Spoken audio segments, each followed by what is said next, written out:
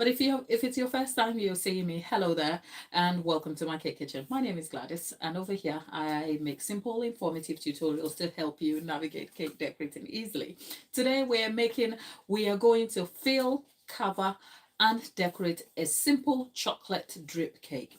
Now, that's a cake that is for my son, but if you're a baker out there who has grand plans of completing a particular cake with grand designs, beautifully presented for a family member, and that has fallen through for you, you're not alone. I can relate. I had plans to make my son a grand cake, especially being a cake maker, and the picture that comes into mind is what a baker makes for other people and what they make for their own child. But my son is a gracious little guy who loves all things chocolate, and he specifically requested a chocolate cake that I made for him the year before, and he doesn't want anything else. He's a little bit fussy when it comes to cake because he likes all things chocolate.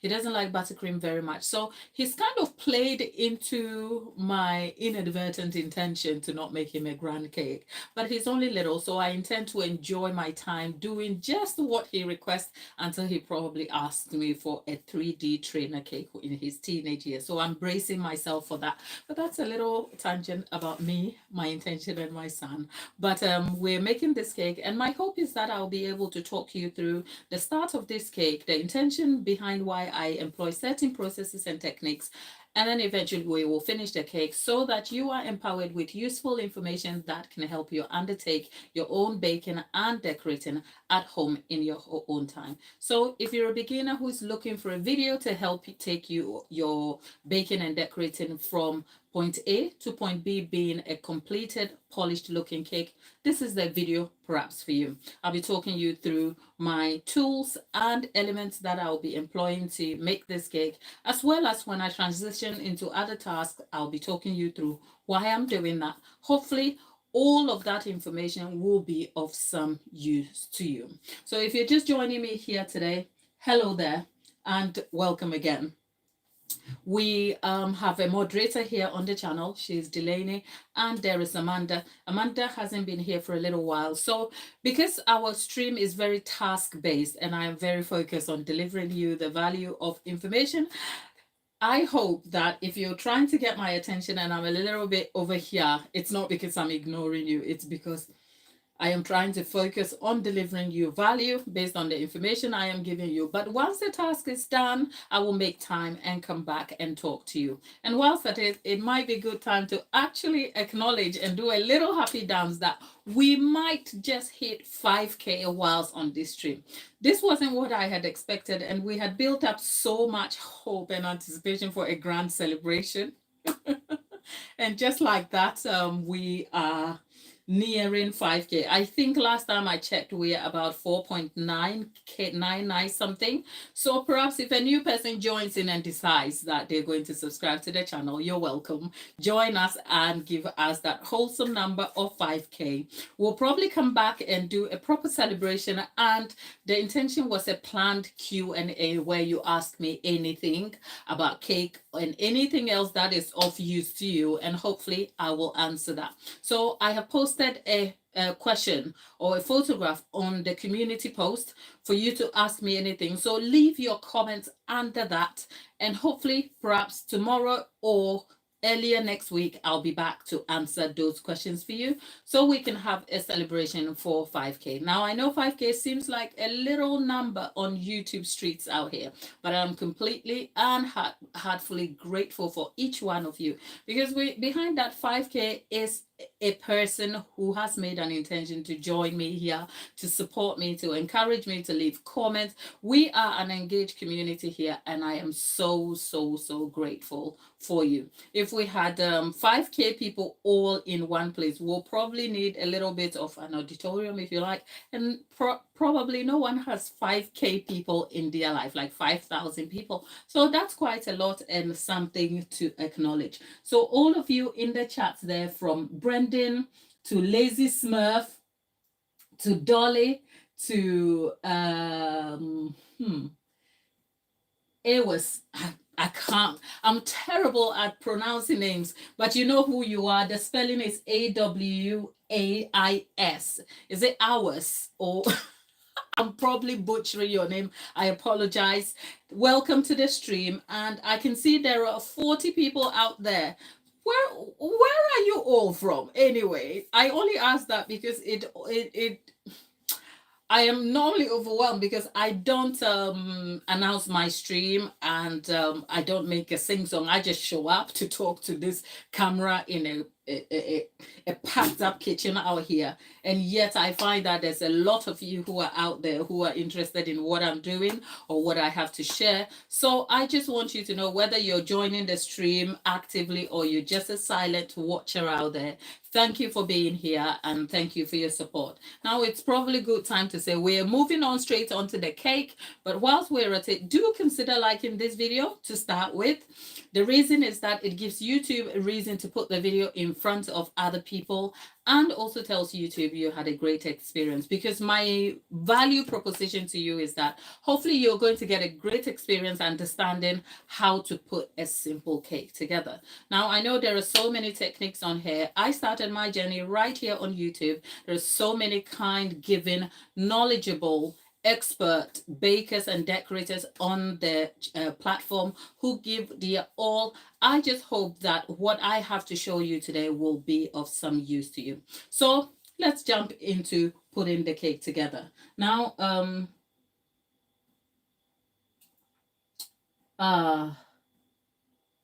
thank you. Is it ours? Thank you. And Rob, you're just playing. What are you playing? Or you just wonder what you're doing over there. But anyway, let's talk about cakes here. So this cake actually was baked on this stream earlier, which was it yesterday or the day before? And whilst we're at it, you know what I didn't do? I didn't take out the buttercream. Hello, we're not going to get far without buttercream, right? So both this cake and buttercream were made right here on the previous streams.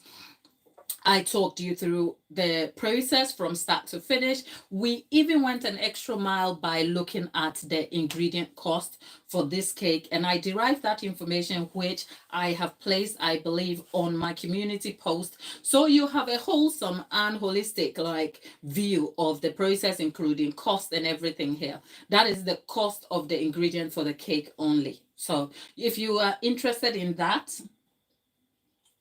you can check that on the community post, or you can skate back to the previous videos where you will see me make this buttercream. We made Russian chocolate buttercream, base buttercream that is amazing. It's stable, less sweet, has a great mouthfeel. It has all the good things and ticks great boxes for if you want a very chocolate buttercream that is not overwhelmingly sweet, has a touch of chocolate that feels so good to eat. You want to check that out. So we spoke in detail about that, and I made the buttercream live on the stream. And we also, okay, that's not fun. And also we baked the cake. Now what I did was I wrapped the cake in cling film, left it on a countertop since yesterday. And the reason I did that was because I just wanted to preserve the moisture and also not expose the cake to environmental conditions that might lead to the cake drying out or getting crusty. So by wrapping it in cling film, we still have like a tender crust, which is a little soft, and the cake is still very moist. And these are 2 layers. Now, when you're putting a cake together, there are different things you can literally do, which is that, say, if someone posed the question to me, should I layer my cake in thick layers or thin layers? Which is best preferred? I will answer that in a moment, but as you can see, I've got cake sticky bits on my hands. So I'm going to wipe that, set myself up, and then I'll talk you through the intention of why I'm using thicker layers, just so that that is extra information for you to stay informed, just in case you want to understand that. So let me just wipe my hands quickly and set myself up. But before I talk you through the thicker and thin layers, let me talk you quickly through some of the tools I will be using. The first tool, besides the cake, which is the main subject of the decoration process, we will need a cake turntable. Now, if you have undertaken cake decorating before, you will be used to a cake table.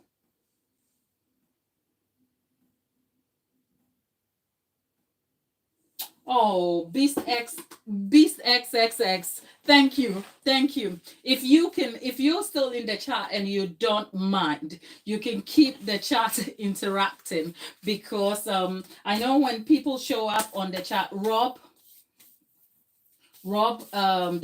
there's James. Hello, all of you. It's a pleasure to have you. I should say again, I know new faces have come in. When I started the stream, I did say that because I have to deliver, much of our stream is very task based. And the task base is that I am here to make a cake and to show you how to make a cake. So much of the information is focused on that.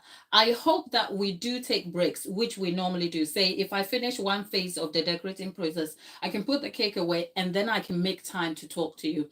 That stops the interruption of looking here and there. So for once, I'm going to stay here and make the cake. And then when I put it away, I can talk to you in the stream. So if you have questions for me, if there's anything you want to know, just leave it in the chat and I'll come back and look at it. Normally there's a moderator here, but I didn't invite her or tell her I was going to be here. So I don't know what her schedule is, both of them, Amanda and Delaney. So if they happen to be in the chat, you will see they will introduce themselves and they will keep you interacting and engaged in the chat. But if they don't do that, please bear with me, because it's equally important to me that I keep you engaged and I acknowledge you. But it will be impossible to do that whilst also trying to deliver you value based on exactly the task I am trying to achieve over here.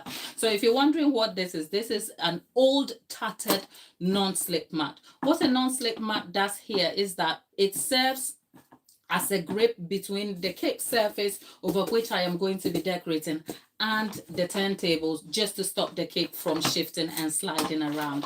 And if you wonder what a turntable is a sort of mechanism that helps you turn the cake around and helps to enhance the decorating process, making it efficient and easy. Now, I picked this up, I think a little over 6-7 years, no, actually tell a lie, that is over nearly 9 years ago when I picked this out for £10 at my local Sainsbury's. I'm UK based, so Sainsbury's is like a superstore, supermarket chain, and that was £10. And actually in my cake decorating career of making wedding cakes, like tiered cakes and all sorts, which you may have seen some on my channel, I used that for £10, which let's say the equivalent is about $12.99 or something. It's a basic cheap thing. It has downsides because it's not connected to this in a fixed way. Sometimes if you're trying to lift it up, it can fall apart and then the ring that turns can fall out.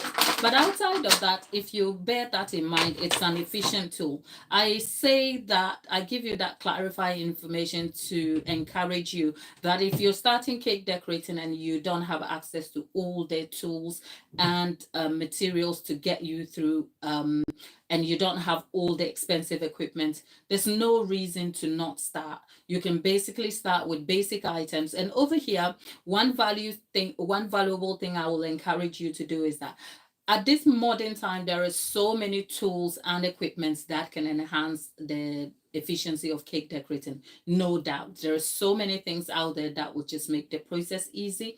But to help you, it's always useful to understand the basic and to narrow down the skills that will help you. A tool will only ever enhance it. And cake decorating does have its challenges. And if you haven't had a cake fall apart or haven't had your challenging difficulties in cake decorating, I promise you it's going to happen. So having an understanding of how things work by themselves and polishing up your skills is the best way to go, because then if you're able to do that, having the tools will only ever make things very easy for you. So I say all of that to say a turntable is a necessary element in the decorating process, but you don't necessarily need an expensive one. However, if you can invest in a premium equipment that can help you through the process, why not? So that's a turntable. And then we're going to have a non-slip mat. You will find over here in many places that other people employ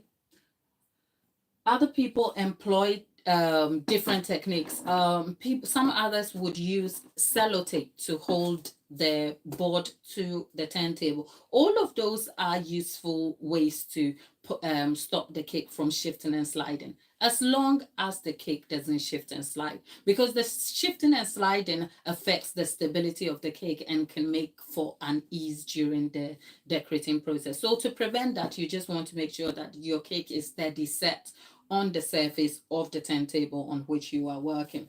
So over that will be this cake drum.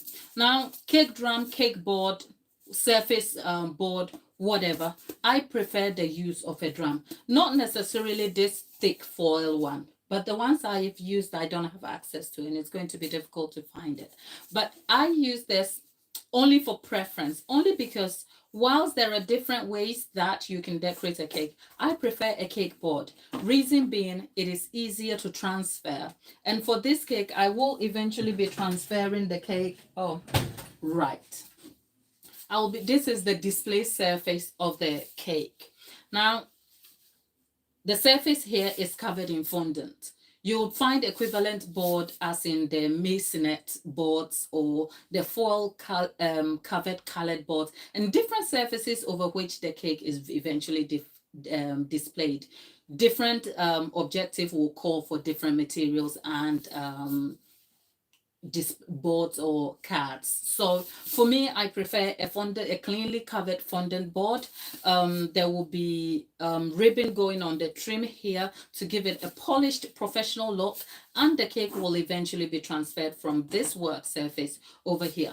But I've gone ahead and covered it in fondant. I've set it in the oven. It's dry set, as you can see. So it's not soft fondant at all. I have tutorials already on this channel showing you that process. So you might just want to go back and check that out. Now with the cake surface away, we have a cake circle. Now, depending on what your objectives are and what type of cake you're putting together, you may need a same diameter but a thicker cake drum. So for this, because the cake itself is a single tiered cake, just one cake, it's not heavy. This cake card seems a little bit solid. It's the same diameter as the cake itself. But say if I was tiering a 3-tiered cake where you have a 10-inch, a 8-inch, and a 6-inch, I will probably have settled for a cake board like this. So an 8-inch cake board, which has the base, as in the trim of this, instead of a thin one like this. The reason being, you need a thicker drum like that on the base of the cake to hold on to the weight and also steady the cake when the other tiers are coming down on it. So there's a thing to consider for structure when you're talking about building tiered cakes. But I'm not making a tiered cake. I'm only making a single cake today. So for that, this cake circle works for exactly this cake. Now we have an 8-inch cake circle, which is exactly the same diameter of the cake. You want the diameter of the cake to match the card, so the card will serve as a surface board over which the cake will be set.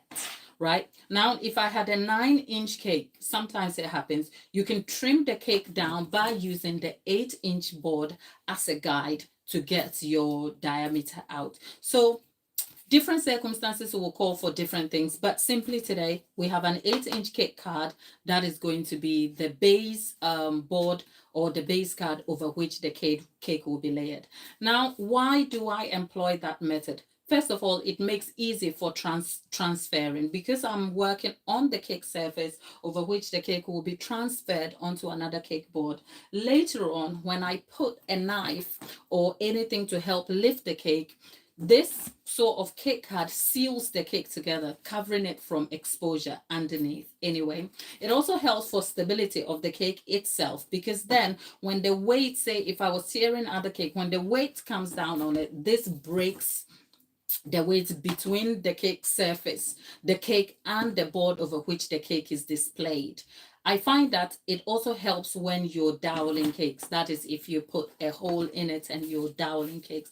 But more than anything, it's convenient for the transfer where it prevents contact. Because if I put a knife under the cake to lift it, when I don't have this card, there's also a risk that I will poke into the cake. And for more than anything, the cake is exposed underneath. I'd rather have something that seals the cake from the bottom up and serves as a guide or a cover between the cake and the board on which I am working, instead of just having the cake on the board surface that is exposed. So there is a case to be made for structure, convenience, and also the process as well. But again, different people prefer different techniques. One is not better than the other, but I've given you the explanation, and if it makes sense to you, perhaps that is something you should consider.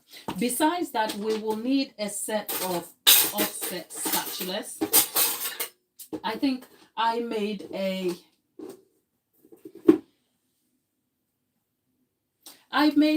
cake where I covered a cake here on this channel in ganache. There is far more information already on that video, so I'll encourage you to check it out, where we had a tall 9-inch double barrel cake that we covered together from a battered cake that was eventually covered with polished edges, with more information similar to this. So you might want to check that out. But some of the tools that will help me achieve my task today better is an offset spatula. Now, the offset spatula is an angled knife essentially, but it's a blunt blade essentially. And it helps for you to spread or fill the cake in. There are different sizes that help with executing different tasks. One is not better than the other. Different tasks require different ones. So you're going to see how I am going to employ the small one here for the task and the larger one. For a cake like this, you probably need a larger and a sturdy one. And the angle helps a lot. So as you can see, there's a difference in angle and sizes, and all of these are helpful. You don't need all three if you're a beginner, but they are pretty affordable, and they do come in set prices on Amazon. So you can check that out. And that is an offset spatula, or a set of offset spatulas. Some of the tools I will also be using are like scraping tools. This is a dough cutter that eventually doubles as a scraper. You'll see how I use that in the process. And this is a PME 9-inch scraper. I have my best scrapers are some that I have picked up from hardware stores like B&Q for that are used for household painting and stuff. But you can equally use those clean ones, of course, for cake decorating. But today, these are essentially the basic items I will be using. And that is besides the cake and buttercream. The cake is also going to be filled with some pretzels, chocolate coated pretzels. And my hope is that once we fill the cake up, we're going to have to leave it to set first, and then we come back and then start covering it. So when we transition to doing that, I can then spend the time making the cupcakes, which will go in the oven, and then we can chat. And then after chatting, we'll get the cake up, and then we can cover it. At least that is what I have in mind. But if you have other ideas, do let me know. I'm boiling some water. You will see what that is going to be used for. To start with the decorating process, we're going to have some buttercream that I will spread on the worktop here. And then over that, the cake card goes. Now, this part of the decorating process would probably call for leaving this to set completely, because what you're trying to do is set the base of your cake decorating so that it doesn't shift. So I am probably going to do that. Normally, I do this process with ganache, but I'm not employing ganache today, and buttercream can be a little slippery and sliding. So I am just going to leave that to set a little bit.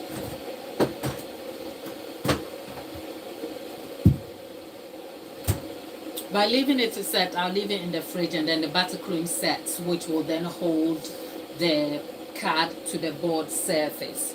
And with that said, let's talk a little bit about why I choose thicker layers. If you've been on this channel, you'll find that most of my decorating tutorials will see me level a cake or slice it into layers, and that is what you call torting.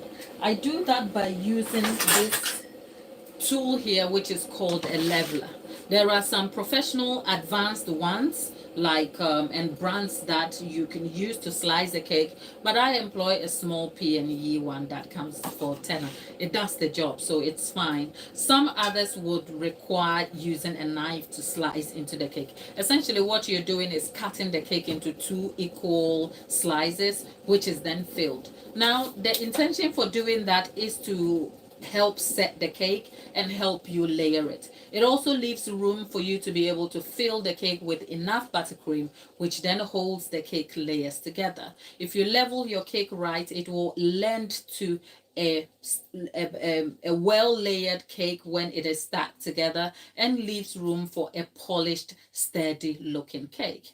Now, the reason why I am choosing thicker layers without having to level them is not unusual. You'll find that in many cake decorating videos, some bakers choose not to level their cake. So leveling a cake is not a necessity for all cakes and for all occasions. I will always say narrow down your intention, the purpose and objective, and that will determine what you will need or require in terms of the task you are undertaking. So for this cake, for instance, because my son doesn't like too much buttercream, leveling the cakes or slicing them up to, or torting them it's called, and then filling them with buttercream means I have too much layers.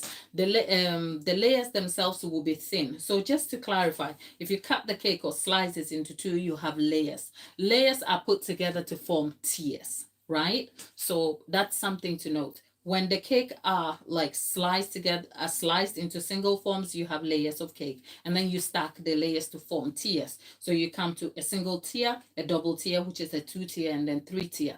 But the cakes themselves as is a layer of cake. So because I have this cake and my son doesn't like too much buttercream, if I were to tort this cake, which is to slice it into two equal parts, we now have thinner layers.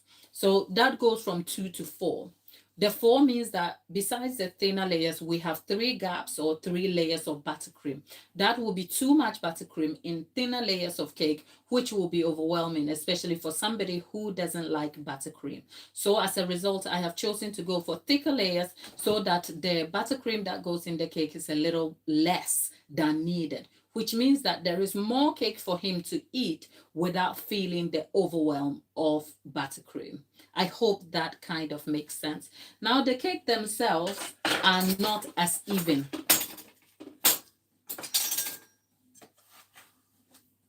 The cake themselves are not as even. As you can see, this is fairly even, but because it baked round, it's not a perfectly round looking cake, if you like. And the top here looks a little bit uneven. In fact, it has slided a little bit. This part seems a little bit up and this part is a little down. Now, this is the part where I could tort the cake a little bit just to even it out. But I can almost get away without doing that. And that is because I am not looking for a perfect looking cake. He is a child. He's not going to worry about it. And it's a single tiered cake. So stability and structure is not of great concern, because if I was tiering this cake, then this will be of concern to me, because if you have a wonky cake, right, it will show through eventually when the cake is set up. So you want to make sure that the cake is completely level, which is why it may be important to layer the cake or tort it, slice them into pieces, giving you room to correct some of the errors that have come with the baking process. But with this, I am not overly worried about that. But I have gone ahead and trimmed the bulky bit, which has left the surface a little bit level so that it can go over the other cake. So to start with the decorating process, I guess the card and the board are sort of done. I'm going to wipe the surface, wash my hands, and then get the cake board back. And then we can go ahead and start decorating our cake all together. So our cake card is sort of set on it, but as you can see, it is shifting and sliding a little bit. I can handle it, but if you're a beginner, my encouragement to you here is to leave it set completely. And if you're asking what type of buttercream I am using, Hannah, it's a chocolate buttercream. It's the Russian buttercream. I made it right here on this channel. It's on the prior video, so you might just want to check that out. If you have further questions, leave them in the chat, and when I can, I'll talk to you about it. So just so you have some clarity about how thick the cake layers are. They are about 2 inches tall, each cake. 2 inches tall. They baked at 2.5 inches, but they're about 2 inches tall. So with that said, because my son doesn't like buttercream so much, my hope is to just make sure that I use just a small amount of buttercream. And I have made cakes so, look, I've made cakes a long time that some things come natural to me, but I'm also aware that there are beginners in the chat. So I'm going to take my time. And if I am getting on a little bit quickly, Chris, how are you? If I'm getting on a little bit quickly for you, probably give me a heads up in the chat and I'll try and slow down. But if you have questions, please leave them in the chat for me and I'll answer them when we finish what we're doing here. So this is the Russian chocolate buttercream that I made. It's also called condensed milk buttercream. So probably the best way to measure buttercream, if you want to use it, is to use a scoop. It will give you an idea how many scoops you need. I have done this a little too many times that it is not of great concern to me at all. But of course, my son doesn't like buttercream a lot. And if I could get away without having buttercream in the cake, I would. But of course, no, I don't want to do that at all. So that is just a thin layer. And to fill the buttercream into the cake, you can see me with a spatula here, right? That's an offset spatula with a blade measuring. Let's have a look at how that measures at the angled point, right? That's about 4 inches, and then it goes all the way to I think 6 inch, is it 5 inches altogether, 5.5-ish, right? So for that, you want to make sure that you keep your hand at an angle. And all I am doing is turning the turntable and allowing this to move around. Now, when you're filling buttercream into a cake, what you're doing is trying to spread the buttercream around evenly. You're not trying to take anything off. You're spreading it evenly enough that when you're done, all it does is the knife will lift the excess off by itself because you've been able to even it all out.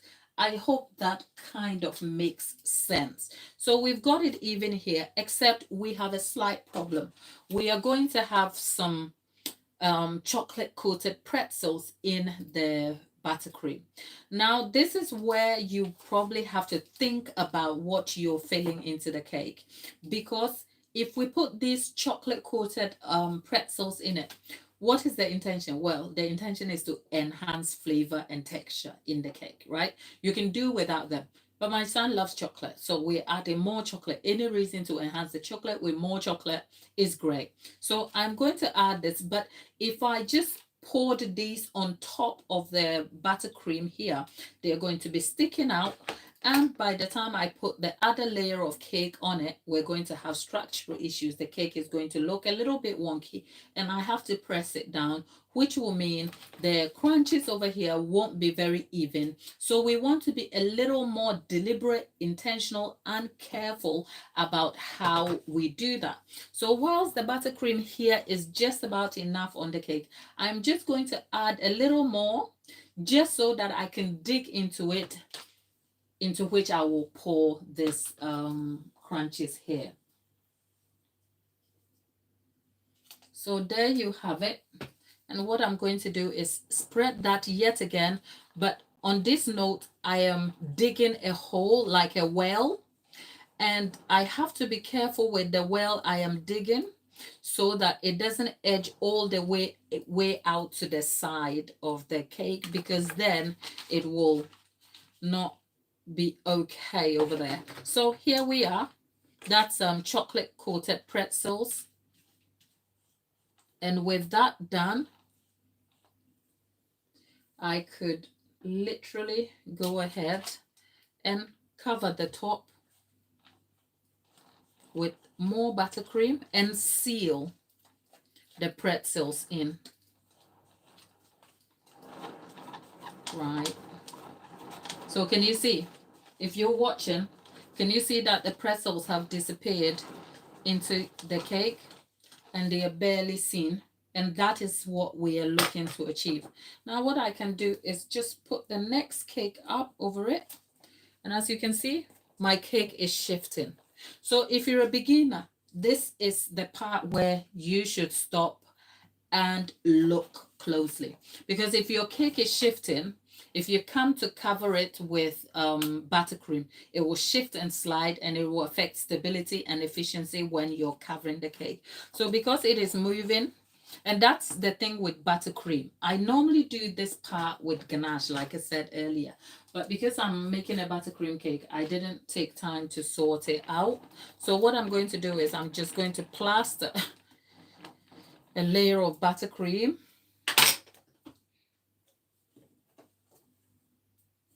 A layer of buttercream. And when I move that into the fridge, it should set. Yeah? Okay, so there we are. So I'm scraping the side to clean it up a bit, but I'm also aware that the buttercream, the board is shifting.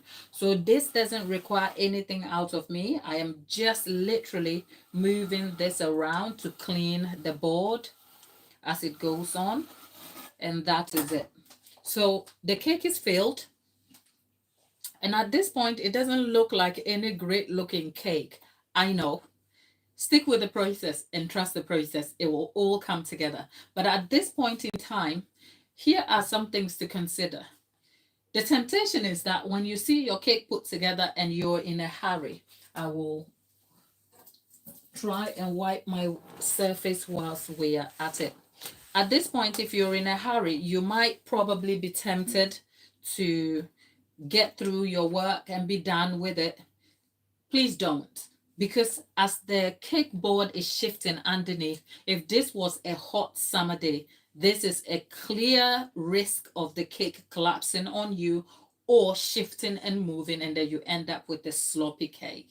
The cake decorating process is very pedantic and very, very tiresome. It's thankless. There are small little things you have to do now and again, but if you stick with it, you will get great results. A perfectly polished looking cake doesn't just happen. It takes discipline, it takes fine skills, it takes time to derive a perfectly looking cake. So with that said, our base is done.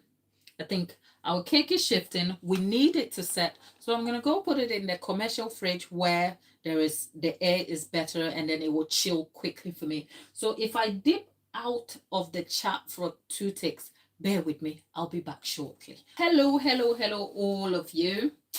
Thank you for being here with me. So our cake is chilling there.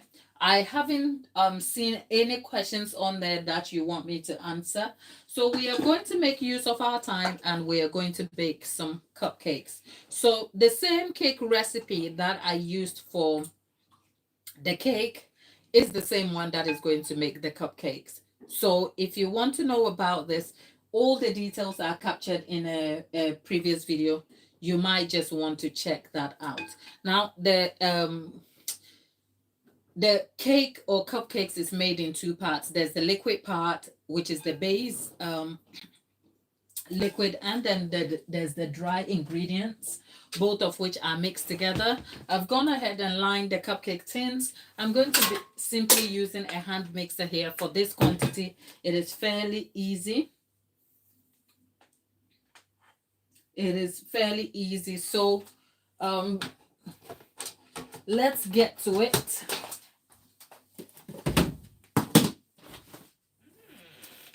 And then when we are done, we can go back to our cake, and then I will continue with the subject of the cake decoration process. So first of all, before we start, we have to preheat our oven to 150 degrees C for these cupcakes. Now, because I already have the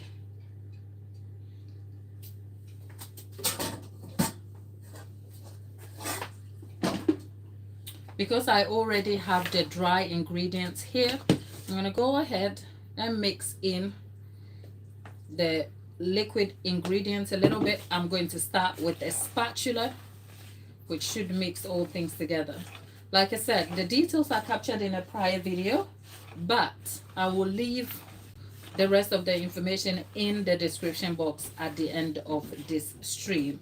The cupcakes are going to be frosted to accompany the cake that I am baking. Do it. Okay.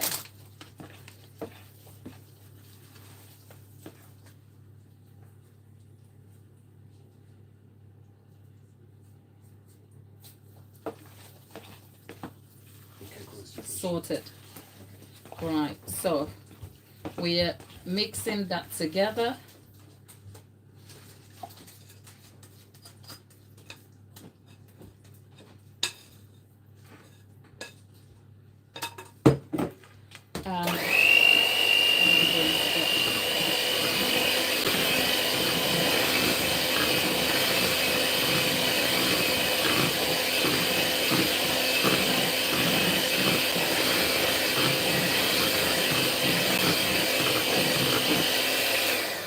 Now this is a fairly simple recipe to put together, and it's very adaptable too. I have some eggs here that I am going to add in.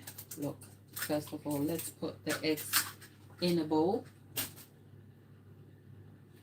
48 cupcakes, but for the quantity, I'm answering, is it Hannah? Hannah is wondering how many cupcakes this yields. I've left those details in the previous video where we baked the cake, and this will yield exactly 48 cupcakes if you like. But you because it's such an adaptable recipe and the recipe is very simple, you can, I'll talk to you when I finish mixing. Oh, all of you in the chat, thank you. There is Mew, is it Mew the Prince and Arched Promise? Thank you. Well, I was just saying earlier, if you missed it, I was saying sometimes I wish I was just a gossip channel. And then we just sit and we talk nonsense. But unfortunately, I am a serious baker who just loves baking and like talking about all things cake. I mean, if I was a gossip channel, I don't know, would I enjoy it? I'm not sure. So Hannah, to answer your question, this particular recipe, the amount I have, the quantity here will yield 48 cupcakes, but the recipe details and ingredients are easily, you can split it.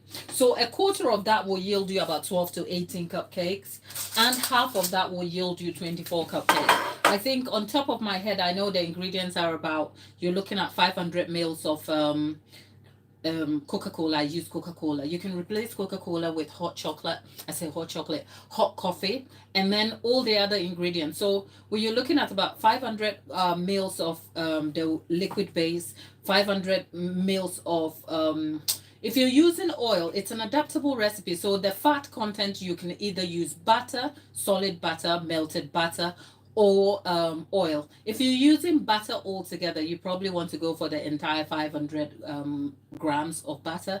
If you're not and you're using oil, settle for maybe 475. It will make a difference, but the oil, because oil is it's not solid, at room temperature, it makes the cake a little bit soggy. So reduce the oil by 50 to 25, 25 to 50 mils, and you're fine. But if you're going for butter, go for the entire thing. So that is a bit about the recipe itself, but I've left the details in a prior video, which I hope you will find, but I will update that also in due course when we're done with the stream. Now I just need to dip my scoop here that I'll be using to scoop the butter in hot water, just so that my the butter doesn't remain on the scoop, if you like. So, and the scoop I'm using here is the is it a quarter of cup, which is about 60 mils, and it's a full single scoop, and that's all we need. This cake recipe is a little dense, but it's very chocolatey and it's super moist. It's a bridge between a chocolate and a fudgy brownie, if you like. It's really lovely.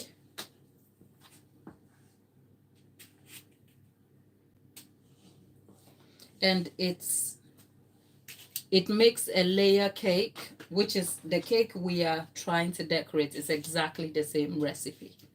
So you want to check that out. So we have derived 12 here. I'm going to swap that.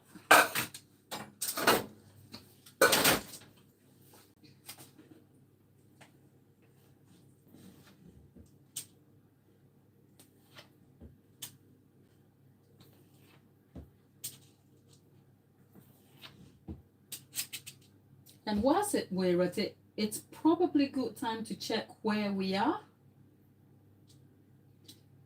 Can someone check and let us know if we made 5K? That is exciting, because we were at 499, I think, at the start of the stream. So, but if we made it, that is congratulations to all of you, and thank you for being here, for supporting the channel, and for being so engaging out here.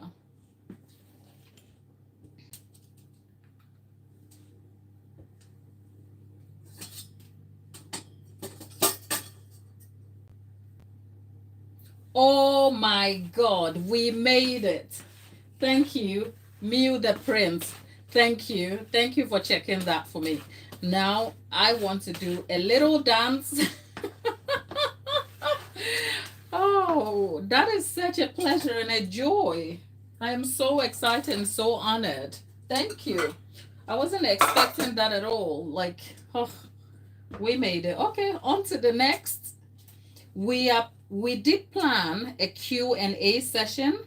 That was something we spoke about in terms of what we're going to do when we hit 5K. And I mean we, because we're doing this together, aren't we? You, me, you. We're all doing this together, right? So in my mind, I was like, oh, what are we going to do? And there were suggestions.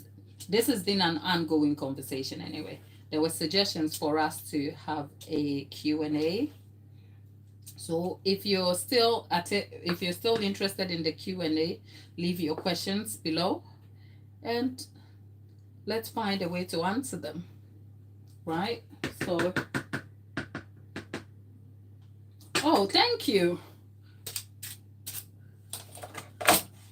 Right, so we have 36 cupcakes here. As you can see, there's enough batter probably to make about 8 to 12 cupcakes. But we're going to put these in, wipe up, steady up, and then transition back to our cake decorating whilst these bake. And when they finish, we'll probably finish the other tray. So I'm going to put that in. And whilst we're at it, if you're in the chat, you want to leave a heart up there, just in acknowledgement of the fact that we have hit 5K on the channel. Okay, thank you, each one of you who supports me out here, who engages with me. Okay, Valentine. Hi, Valentine. How are you? Right, So we're going to leave this butter over here, gonna wipe the worktop, and we're going to transition back to making our cake. Yep. Thank you for your patience if you're still over there. Now our cake is back, and as you can see, it is solid now. I can't move it. Now that is the surface you want your cake to be set on, so it's not moving. Now with our cake looking this way, we can go ahead and cover it, but I would like to show you something. When I put this right across to the board, right? The board is underneath. As you can see, it is scraping on the cake. Remember, when we put this cake together, we said the cake is the same diameter as the board. But at this point, if we were to get a cleanly formed 8-inch cake, we want to be able to take care of these edges. The reason being, whilst I can cover the entire cake and even it out using buttercream, remember the intention here is to reduce the use of buttercream as possible, because the little guy whose cake it is doesn't like too much buttercream. So perhaps the best thing to do right now is to try and even out this cake, because it looks a little uneven. It's an 8-inch cake, but it's a bit bulky on the side. So I'm going to get a knife and we're going to kind of trim the cake a little bit to get rid of the surface, to even it out before I crumb coat the cake. And I'll be talking to you about crumb coat in a moment. Probably after I talked about the tools, I should have also told you one tool as a cake maker you might probably want to have in your arsenal is a sharp, warm knife. A sharp knife for that matter, because it comes in handy and it helps in many circumstances. So I am just going to trim the cake, but I'm not cutting the cake altogether. As you can see, I am trying to even the cake out so that it has an even form.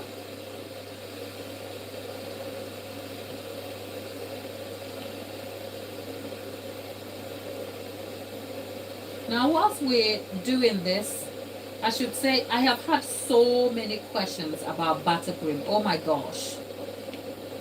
And I am wondering, if you're in the chat and you're a baker and you have problems with your buttercream, would you like me to start an entire buttercream series where we make the buttercream, we talk through it, and then I undertake some buttercream experiments?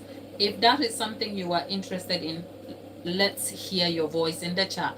Leave a thumbs up in the chat so I can see, because essentially I'm here to serve you, right? So whatever is useful for you, I will be happy to undertake that. So as you can see, I have evened out the cake a little bit and it is looking a lot more even on the sides, which means I can go ahead and cover it, crumb coat it. And crumb coating is simply a phase in cake decorating where a layer or a small layer of buttercream is applied onto a cake to seal in crumbs. As you can see, I have developed quite a few crumbs around the cake by attempting to trim it. So we want to do away with such crumbs. So, right, you want to make sure that if you're using the board method as I am, you want to make sure that your board is always clean, because the excess and residue on your board will carry on to your cake. So you want to make sure that your board is clean at all times. So I have just wiped that off. I'm gonna wipe the worktop also over. Now, if it wasn't a tutorial and I was doing this by myself, I would cover the board here or my work surface in plastic.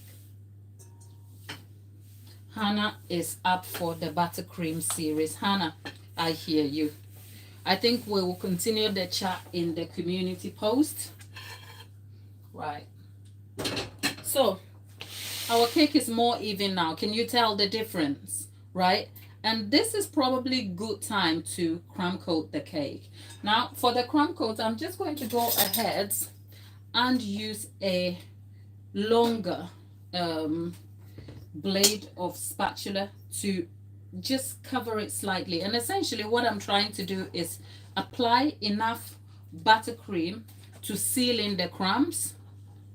But when we come back to cover this cake a lot more easily, I will show you what technique I am going to be employing to cover this cake, right? So essentially all I'm doing is picking the buttercream and spreading it. Now, if you're a beginner, this part of the cake decorating process can be a little bit daunting because confidence and expertise comes to play over here. So don't you worry. You could simply execute this part of the process by using a piping bag. Now I will use that whilst I can cover this cake freehand, but to bring you some value, when I come back and I'm covering it, I will use a piping bag just to show you the tricks that you can employ to get the best out of this process. So as you can see, because I trimmed the cake, can you see how evenly formed the cake looks already? Whereas if I hadn't done that, it will be a little bit tricky for me. And what I've done is I've gone ahead and accidentally filled the side of the cake up with cake crumbs. Yeah. So on the side it goes.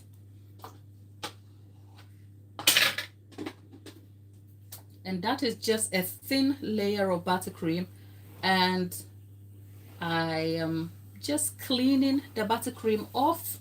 Can you see how useful the board underneath has become for me? The board underneath eventually serves as a guide for me so that it can round the cake up. And for cleaning the cake out, you leave the scraper at a 45-degree angle, no pressure at all. All you are doing is moving the cake around, yeah, and then lifting it off. So I'm going to try that again just so that you can see for yourself what I'm doing. So it's the scraper at a not exactly a 45-degree angle, a little bit edged in, and then all I'm doing is moving the cake around and then lifting. Okay, so if you have excess here, you're going to scrape that clean, come back, leave it on the edge, no pressure at all, move it around and then lift. As a beginner, it's probably advisable to do this in small stages. So probably think about the cake as divide it into 4 and then you do it in quarters. But essentially that is the crumb coating done. What this part does is that it seals in the crumbs into the cake so that when I come back to covering the cake in fully polish it as a buttercream cake, I don't have the crumbs showing up in the cake. But whilst I'm talking about that, one mistake I've done is I have dipped the spatula back into the cake. So the cake has crumbs. So I've dipped the spatula into the cake. I've dipped the spatula into the buttercream. So the buttercream has ended up with cake crumbs in it. But we will make it work, and I will show you how you can prevent such trouble from happening. So yet again, this cake has to go in the chiller. So I'm going to dip out just 2 ticks and I'll be back. Whilst we are waiting, I'm going to be making a drip that is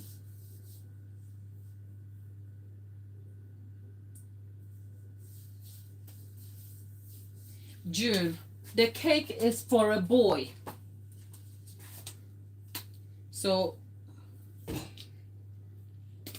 we are going to be making a drip for the cake later, but if we make the drip, it's going to be warm. So I'm going to go ahead and make it now.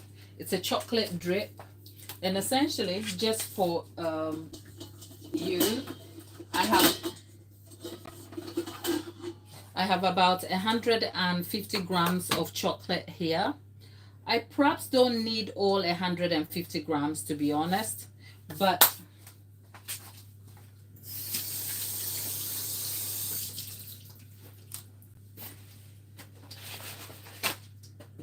I don't need 150 grams, but it can be awfully difficult to derive such a small quantity of, I want to make sure we don't have water.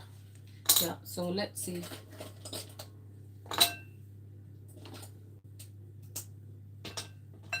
We have about 80 grams of chocolate, dark chocolate, because we're just going to be using it for a drip.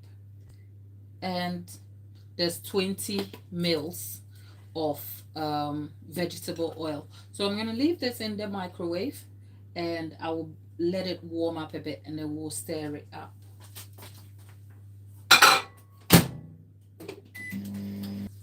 Okay, so our chocolate with the vegetable oil is melted.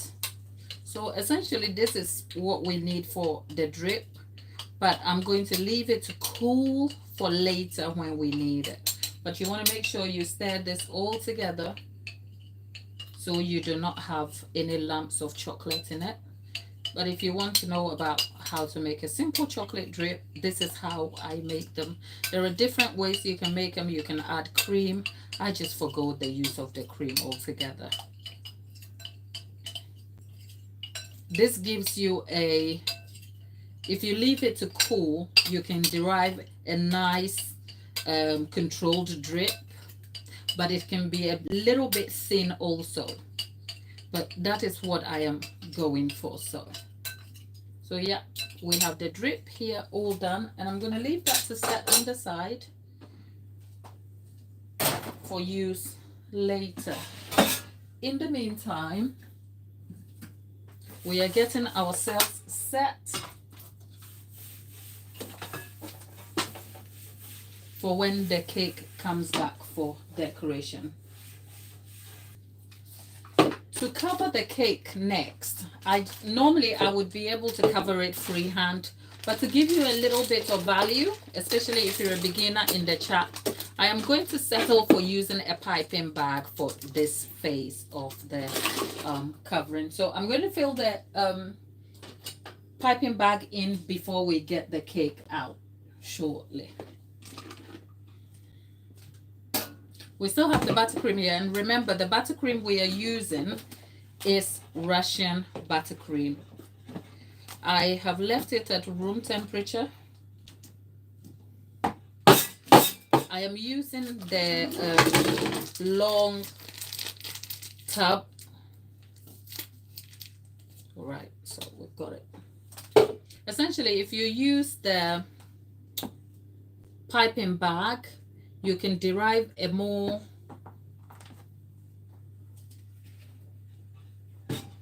even spread on your surface, which should work. So I have gone ahead and done that. I'm going to go get the cake. Our cake is back, and as you can see, it is cool to the touch. Normally I would leave this to set completely so when you touch it you can't see a dent. But if I did, that will be here longer than we need to. So I'm going to go ahead and trim the top here. You can use a knife for this part. Of course, because the cake is going to still be decorated. Well, yeah. Because the cake is going to be decorated, I'm not so fussed about the top or the cake just yet. But if you're going to use a piping bag, this is a piping bag with a round nozzle in it. So you start somewhere, and then all you have to do is apply even pressure on the bag whilst you move the cake around for a more even spread. Okay. This is the alarm to say our cupcakes are done or it needs checking. So let's keep going. This is a super helpful beginner friendly way of getting an even spread on your cake. Because if I had employed just the spatula to do this, it will require a little bit of technique, which if you're a beginner can be a little bit difficult. So just ensuring there is an even spread over there So at least that is done. I'm going to go ahead and fill a second bag and then see. It's going to be a bit messy on my hands, so please bear with me.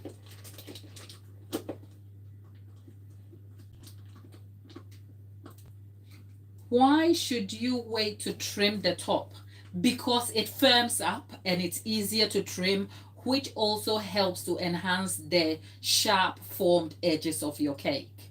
Because if the, I'll show you. Sometimes it's better showing you what it means than explaining it. So, Hannah, your question is on my mind. I will show you what it means when you don't set it before you trim it. Okay.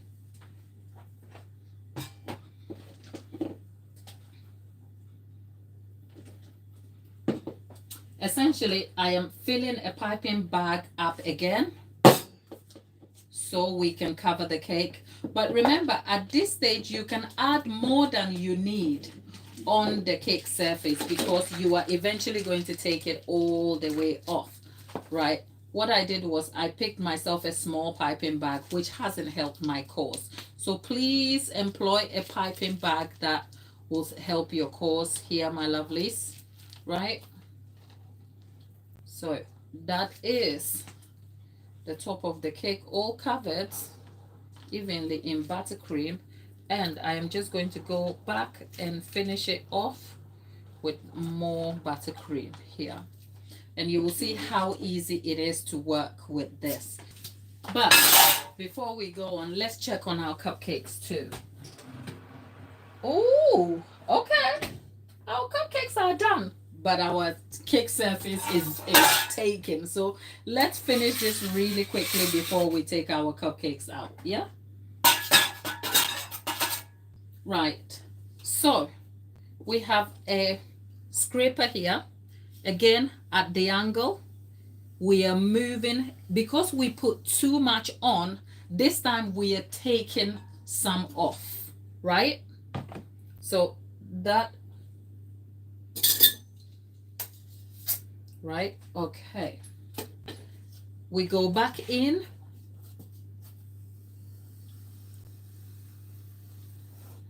And don't worry about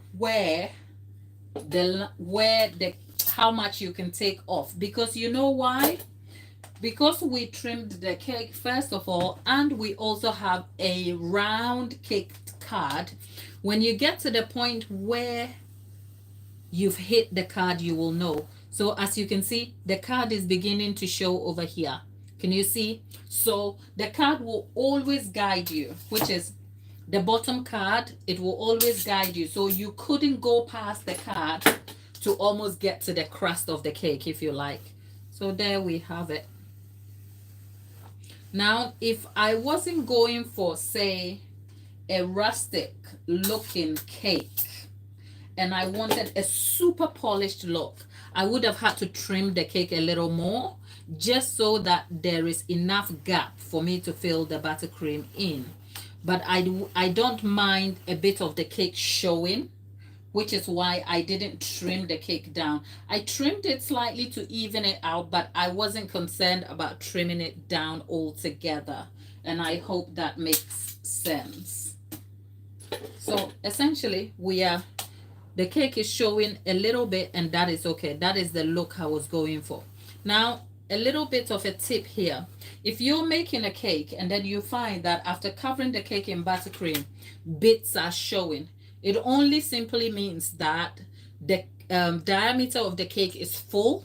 So to rid of the cake showing, you can layer it with buttercream, but that can be awfully difficult to achieve, especially if you're a beginner.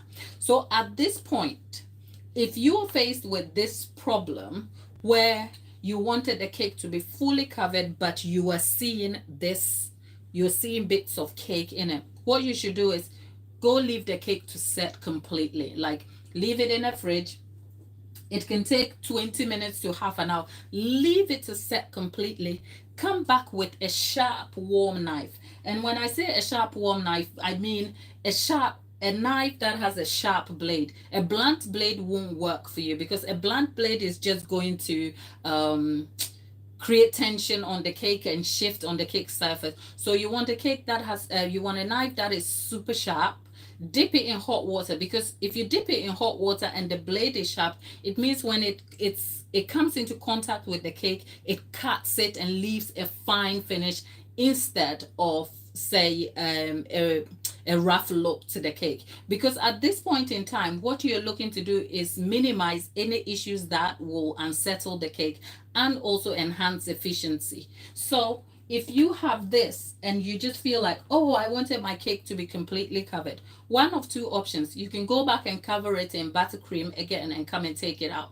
But as a beginner, that can be awfully difficult to do, because it means that when you come, what you're doing is you're building buttercream out so you can clean it to get a round cake, and that can be hard to do. So your easiest tip is that use the bottom board or bottom card as your guide.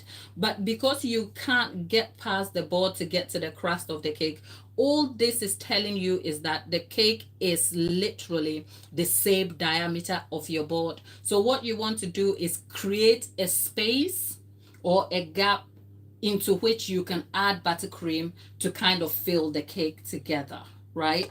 So I hope that makes sense.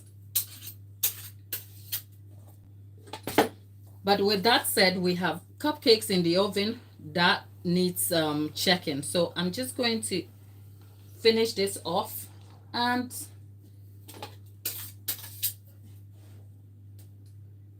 for the top, I am just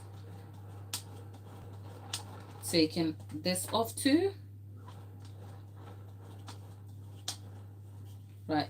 Notice I wasn't using an offset spatula, which is slightly problematic for me here.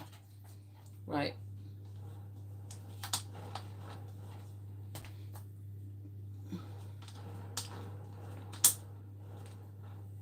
Okay. Right. Hannah, this is where I answer your question. Now I have swept the top off. I'm going to go back and clean this out. Right. So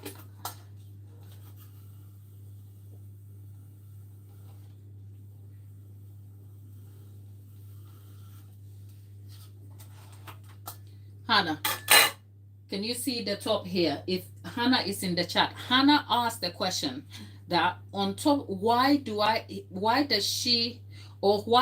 leave the cake to set first before I come and trim the top? As you can see, we have a buildup of excess buttercream on the top lip here. That is not set at all. That is just rough buttercream that has stuck there. Now let me pick a knife. Right, here's my knife.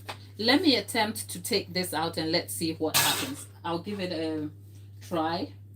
Yes, that's slightly warm. Look, right? It has taken it off, but it's left lines there, and it's not very polished. Essentially, if you leave your buttercream to set before you cut it off, it enhances the edges of the cake a bit. It helps you get a cleaner line and a finer finish to the cake. So yeah, but saying that, it also depends. If you're not fussed about how polished the cake is going to look, then I guess you can actually not bother. Okay, so essentially that is the cake done. Remember, the cake we're covering here is for a child who doesn't like too much buttercream. So the rustic look on the cake is by intention.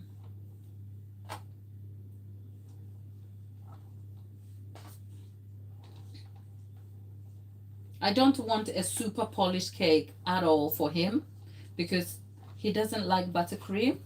So part of the design, I mean, I came to cover the cake as I did, just so that you can have a look in about how to cover a simple drip cake.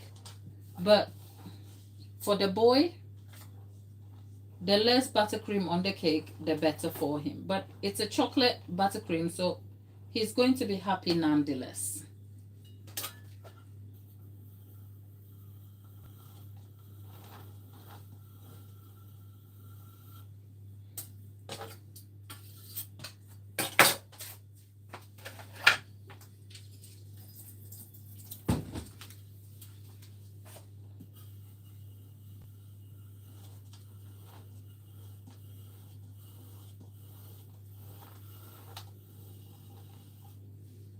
Okay, so I think for now I'm going to leave the cake to set in the fridge quickly so we can wipe up and get the cupcakes out so the cupcakes don't dry out. So let's go get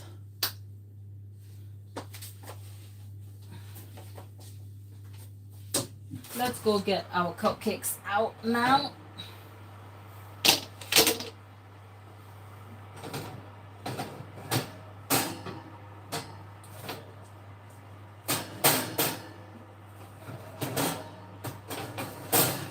Okay.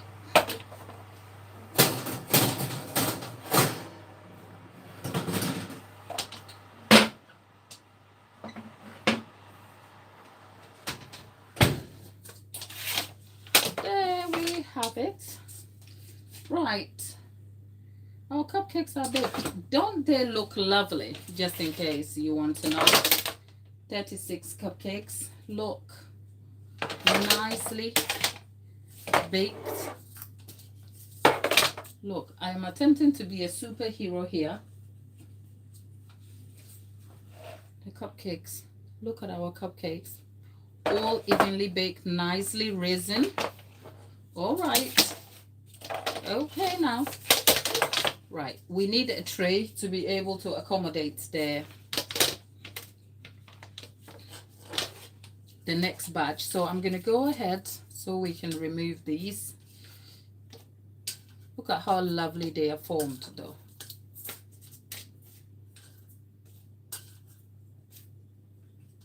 Who wants a cupcake?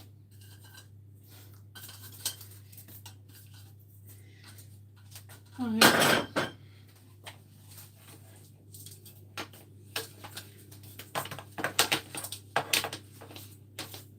So Hannah, you can see the yield of our cupcakes right here, right, for the quantity.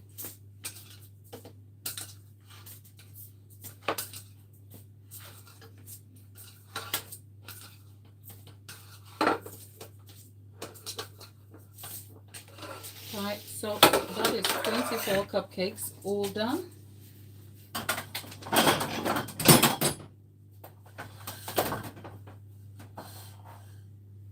Right, so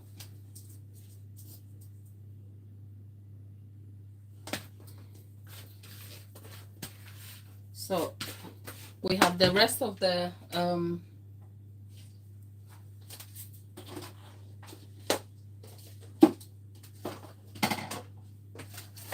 butter here. So I'm going to line some of the tins here.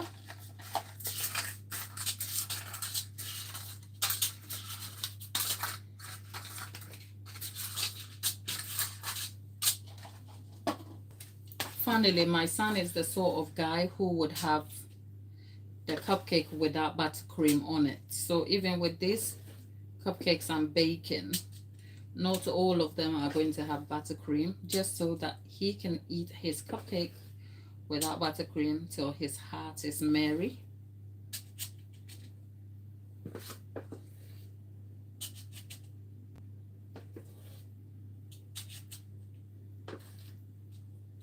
There you go.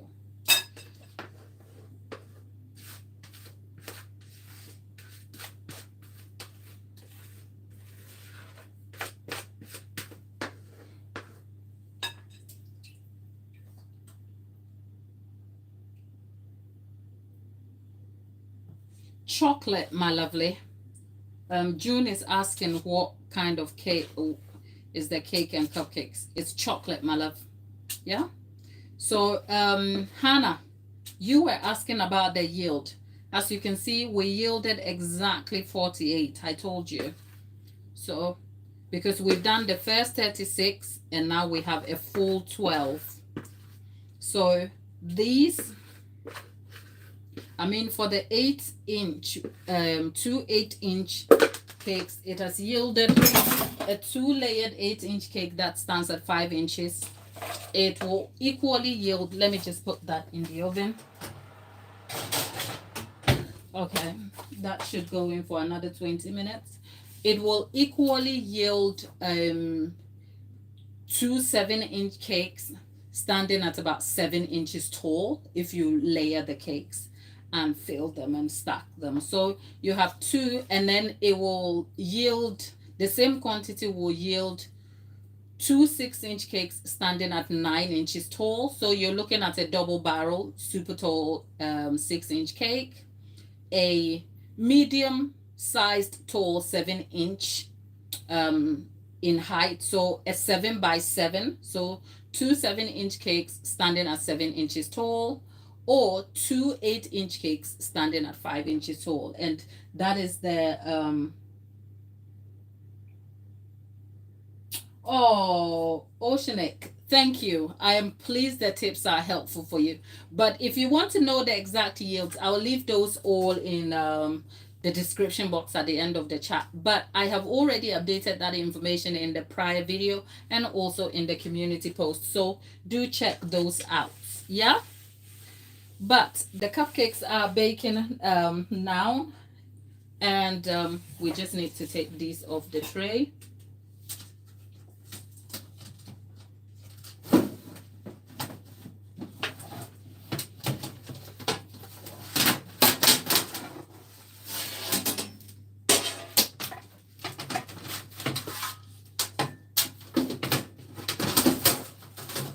Very tight space here, so it can be awfully difficult managing it. So there we are, more cupcakes.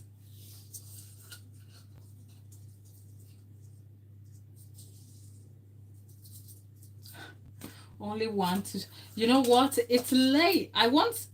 Normally I would try a cupcake. Did you mean I should try one for you to see, Chris? Normally I don't mind, but it's late and I've eaten so much sugar in my day. Because after eating so much sugar, eventually it gets stuck under your throat. So I'm not trying to eat sugar, but since you ask, can I try? Okay, let's see. Look at the crumb of that chocolate cake. It is so light.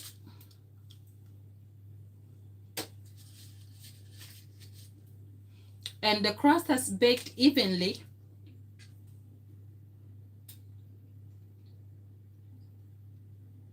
Vicky,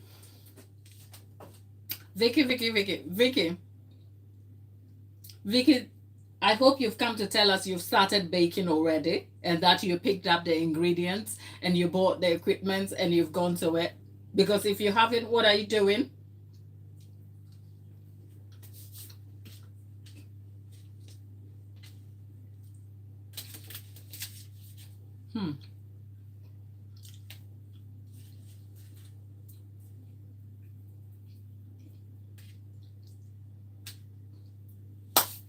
Okay, that is a lovely cupcake. I am not mad about it. Vicky, let's hold you accountable. So when do you think you bought everything? So I'm talking to Vicky. Vicky is a regular in our chat, one of our lovely friends. Vicky wants to start baking. Vicky believes she's got more tips from this chat that should help her bake and achieve good results. But Vicky keeps putting things off. So Vicky, here's a question for you. Have you set a date that you think you want to start this bake? Go ahead. This is keeping you accountable. Like, what do you have? First of all, what cake do you want to bake? And when have you set yourself the date? But first, let's identify what you want to bake. You can't even tell me you don't have recipes, because we have all the recipes on this channel here for you. Okay? So tell us what you want to bake so we are clear.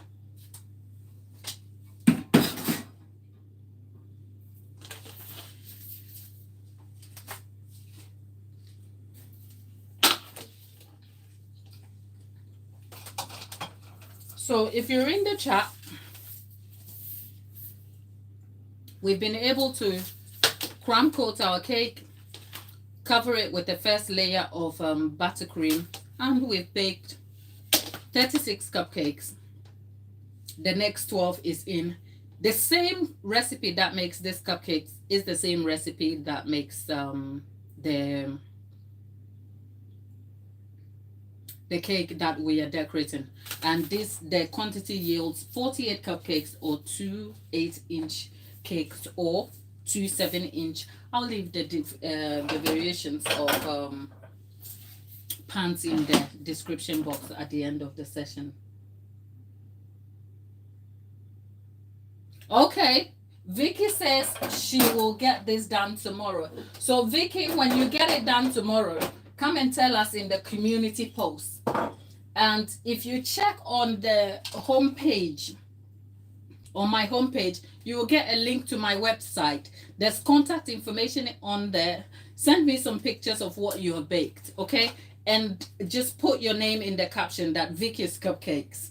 I'll be looking forward to it, okay? You can't get away from this one. And you've literally seen me bake cupcakes, chocolate cupcakes on here with the recipe details, which are up in the community post. So you have completely no excuse to undertake the bake. So I'm looking forward to it. So come on now.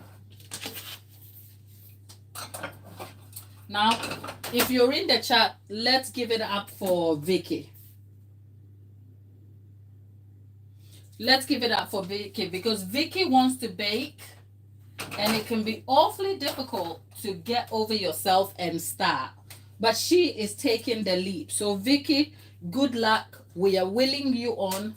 We want to hear all about you and what you do tomorrow. Okay? Now, here's a question. I know you're in America.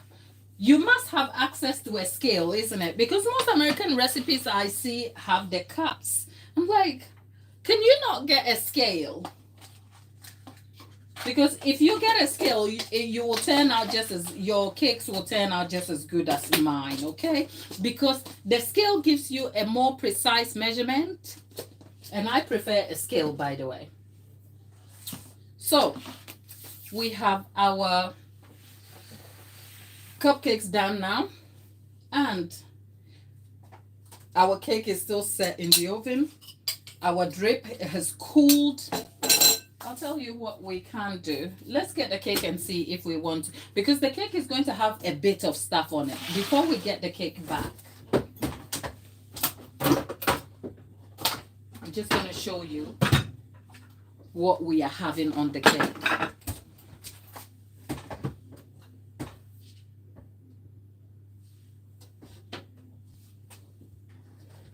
There is literally any and everything. And these are my son's favorite things.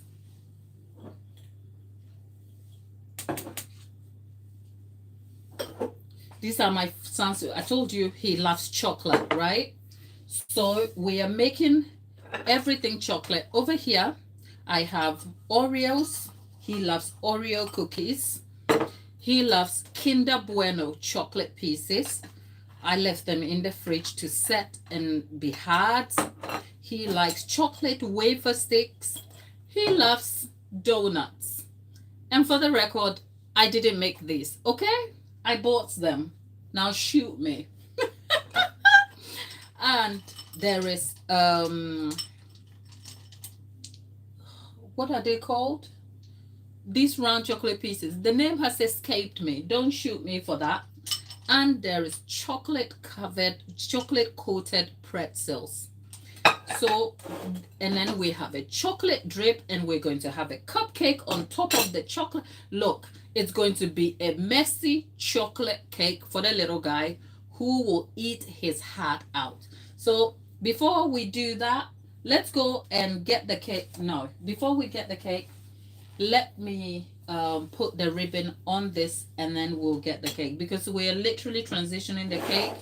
So, oh, and by the way, these are short bought brownies, chocolate brownies, little chocolate pieces. So everywhere you look on this cake, there will be chocolate for the little guy, and he is going to be excited.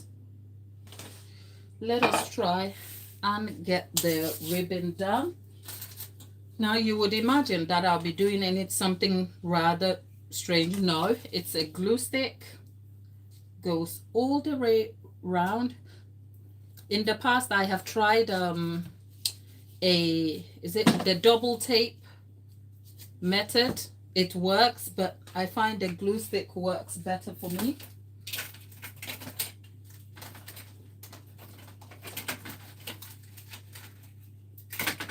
And I use a ribbon that is the same size. I think these, I'll leave the details in the description box just in case you want to know. But if you're a beginner, you can you can skip this part and just get yourself a masonette board, the white one. I think I just use the fondant covered board as a matter of habit. And what I'm going to do is hold this together with a pin. But the pin doesn't come into contact with the cake whatsoever. It just goes straight into the board. And that's it. It's secure.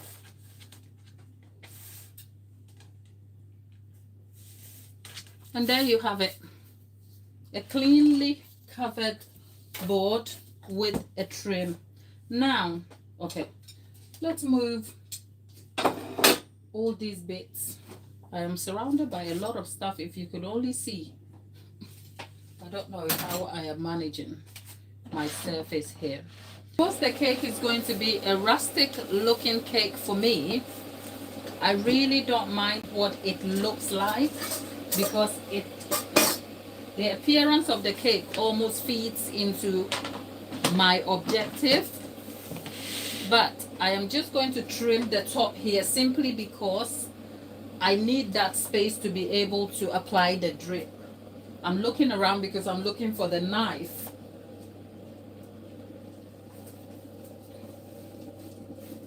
Yeah. Right.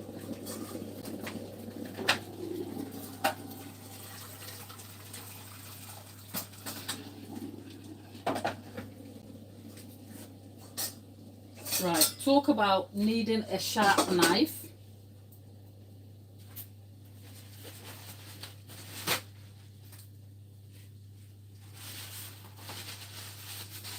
Now, I've wiped the water off it, and what I'm going to do is just... Vicky, can you see the difference with the sharp knife and when the buttercream is left to set? Can you see? Vicky earlier on in the chat was asking why one has to leave the buttercream to set before you can trim it. And I demonstrated it, because when you leave it to set, you can get an even trim. Right. Right. So we are done here. And now the challenging part, moving on from here. So essentially, our cake is sort of done, right? Let me see if I can give it a final clean.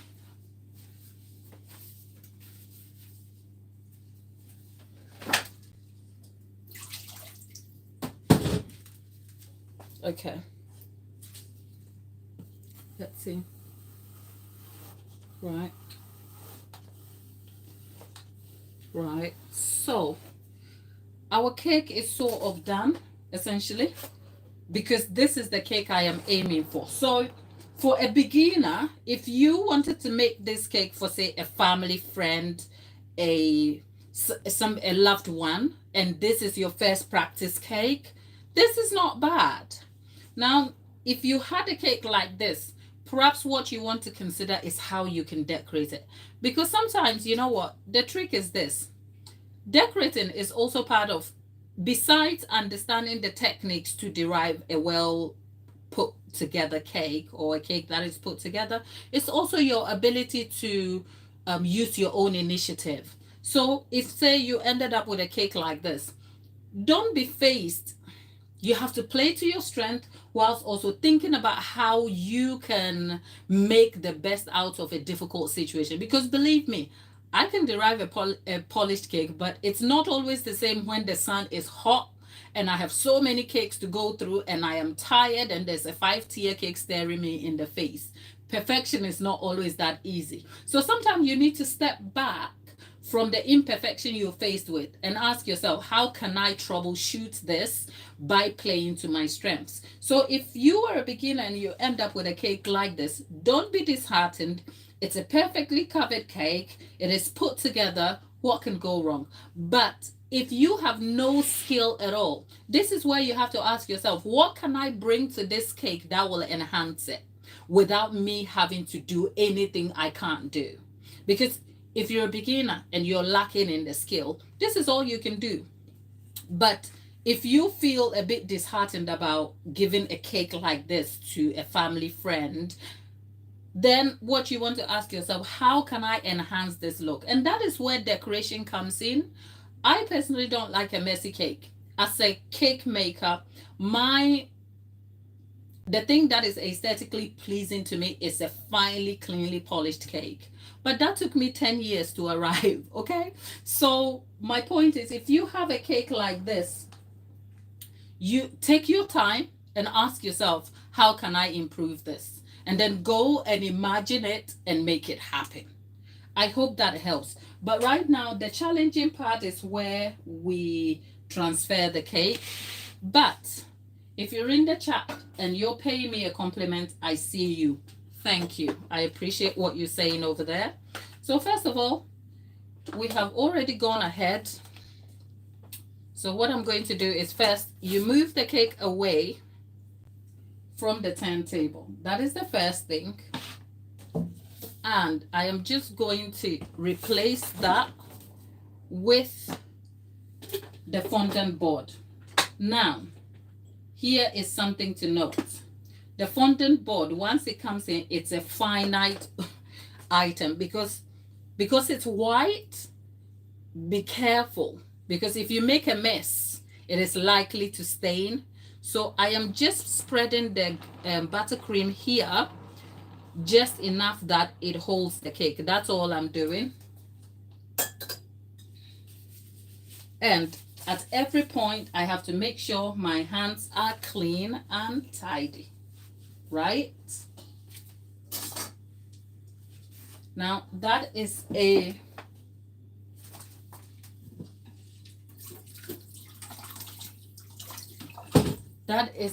warm knife. Before you transfer the cake, you want to make sure that your cake is sitting at a steady, your board is on a steady base. As in, don't put it on a turntable. It's going to move and shift. So the board has a front and a back. And for me, the easy way to determine is because the back is where the pin is, right? So the back is facing you right now, and the pin is right here. And the board is facing me at a 90-degree angle over here. So I'm going to slide a knife under the cake. I missed it. And there you go. See? It's a mess. I didn't get this right, but I guess you see the point. It plays into the aim of the cake. It's a rustic looking cake. I'm not too fussed about it, but you want to be very careful when you're doing this part. Bear in mind, because this is a buttercream cake, the cake might shift slightly on the board. So you want to be extremely careful here. So what I'm trying to do is clean the cake a little bit. I'm not fussed too much about the board itself because I will be piping some details around it. But you can see it's moving and shifting slightly. So I will probably be, it will probably, where am I?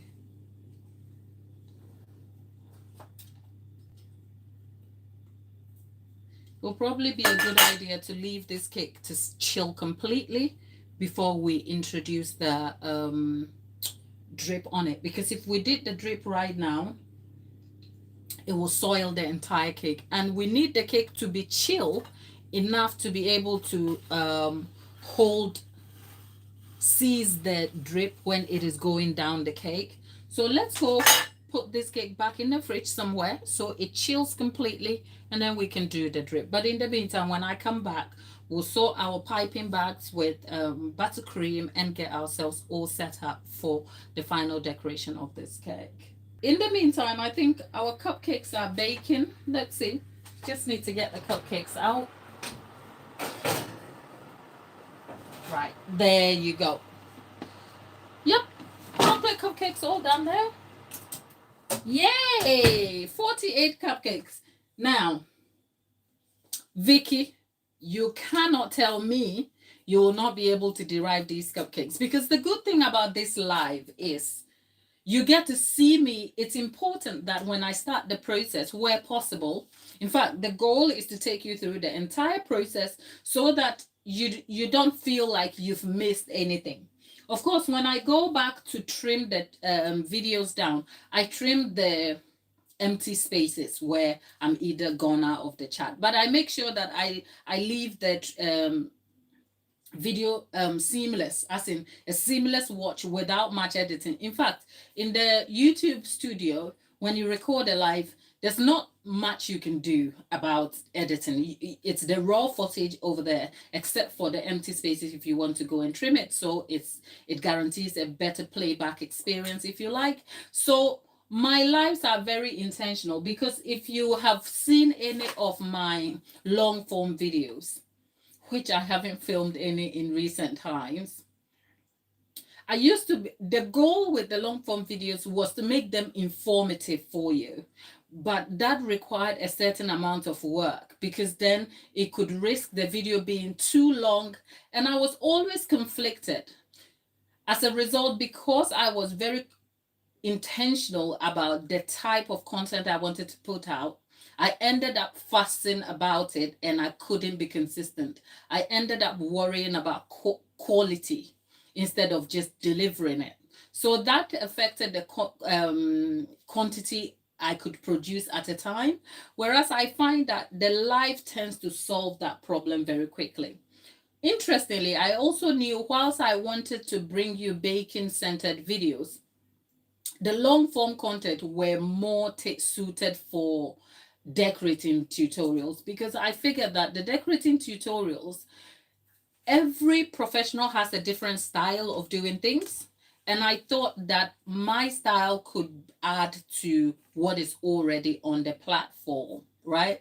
So I'll say this. I wanted to bring baking centered information onto the channel, but I didn't necessarily want to become a baker baking recipes, because I think there's a ton of tutorials, recipes on here. So I was a little bit conflicted about how I could do that without having to undertake the baking. It's taken me nearly, well, 3 years plus, but I'm pleased to be here, and the lives are solving the exact problem. In fact, think about their lives as a baking class.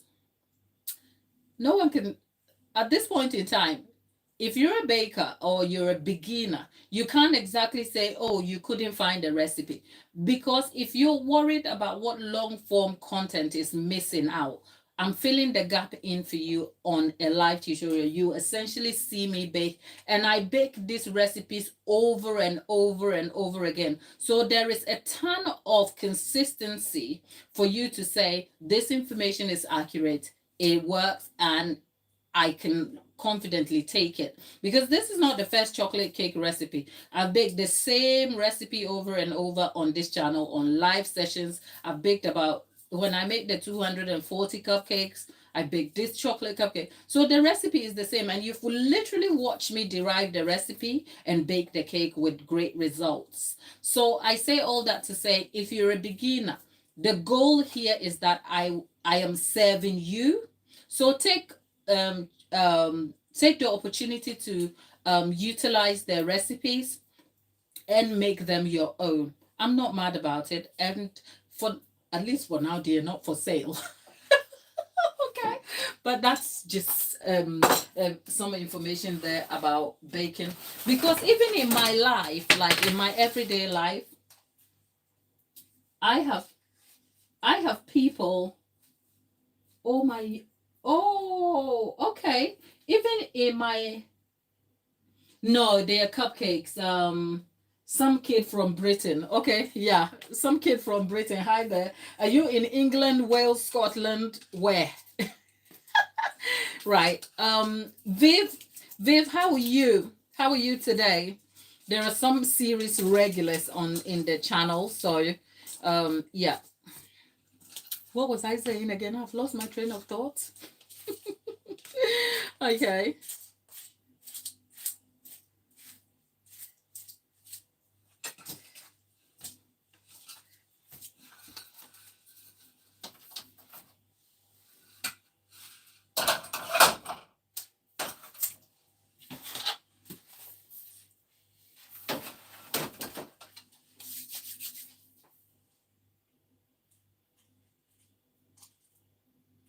Okay, Jackie, where you would find this recipe, if you check back at the not this live, because this live right here doesn't have the data and description information put yet. But if you go to the homepage and check on live, the immediate video, I think there are 3 videos that have the same thumbnail. Is because my thumbnail designer is not well at the moment, so he hasn't been able to derive it. But if you look in the description box, you will see, says description box, you will see the information about, I think, is it baking a chocolate cake, something. If you look, if you check the drop down menu, you should see the description, the chocolate cake. If you don't, it should be there. But otherwise, also check back on, go to the community post. I have updated, because this is like, I made this yesterday. Was it yesterday? Vicky, was it? Yeah. Was it yesterday or the day before? I can't remember that. But I updated all that information in the community post. So just click on the community post and scroll down. You'll see. Okay, all that information is there. But if you stuck here right now, don't worry. When I finish, I'll go back. It's late now. It's midnight from my UK based home kitchen, and I still have to be ready for church in the morning. So if I update the metadata and the description box, you'll see.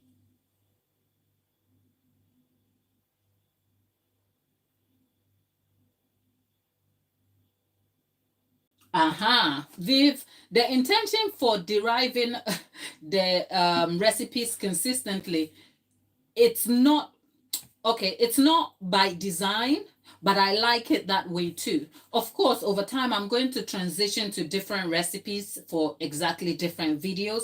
That is the hope for the channel, to be able to undertake the bake, give you all the information so you can be on your merry way to go and achieve the success you need in your baking journey. But by baking the same recipe over and over again means that there is no doubt that it works. Do you see what I mean? Because so many things go into developing a recipe. And sometimes I have said on this channel that a recipe, oh, Tayside. Okay. Oh, Viv, thank you for keeping the chat engaged. I have said a recipe is one aspect of getting a good bake. Understanding the technique and the process is more important too. Okay, because say if you saw a recipe that says cream the butter and it doesn't give you the time, how long do you think you can cream that for? Do you see what I'm saying? So understanding the technique is just as good as knowing the recipe, right? So the lives here is like a baking class, an in-depth baking class.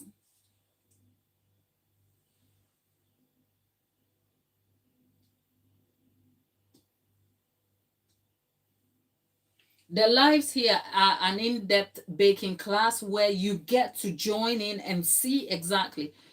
It's not lost on me that there are people who will charge you for this, and yet I deliver that value for you for free. So do take advantage of it and make use of it as well. But whilst we're at it, we have a cake to decorate. Let's go check on the cake and bring it back so we can decorate it and be done with our season today. Our cake is back, and as you can see, I have had to place the cake on another board, as in the cake board on another board. That is just to stop me from having direct contact with the cake board. That's all. Because if I keep touching the cake board, it will be dirty, right? But because it's buttercream, we want to make sure we drip the cake quickly enough so that the cake doesn't come to room temperature, because we need a chill surface so that it can freeze or form the drip. So yeah, but my hands are warm and the kitchen is warm because we've been baking. Now, a good tip for you to see the consistency of your drip: start from the back. Okay, if you start from the front and you don't like the consistency of the drip, then of course the mistake is going to show. So start from the back. I've already said I know the back of the cake because I have a pin in the ribbon which tells me the back of the cake here. So I'm going to start from over here and then let's see. Okay, so we need the cake to be chill so it can hold the drip, right? Because I used oil, we have a thinner drip, but that is okay. That is my preference. If you wanted we have 80 grams of chocolate to 20 grams of vegetable oil. If you wanted the drip to be thicker, you can reduce the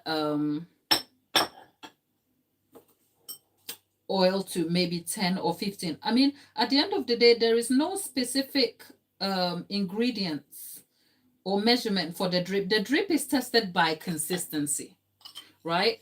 When I've used ganache on the cake, ganache sets solid, so it kind of freezes the drip quickly for me.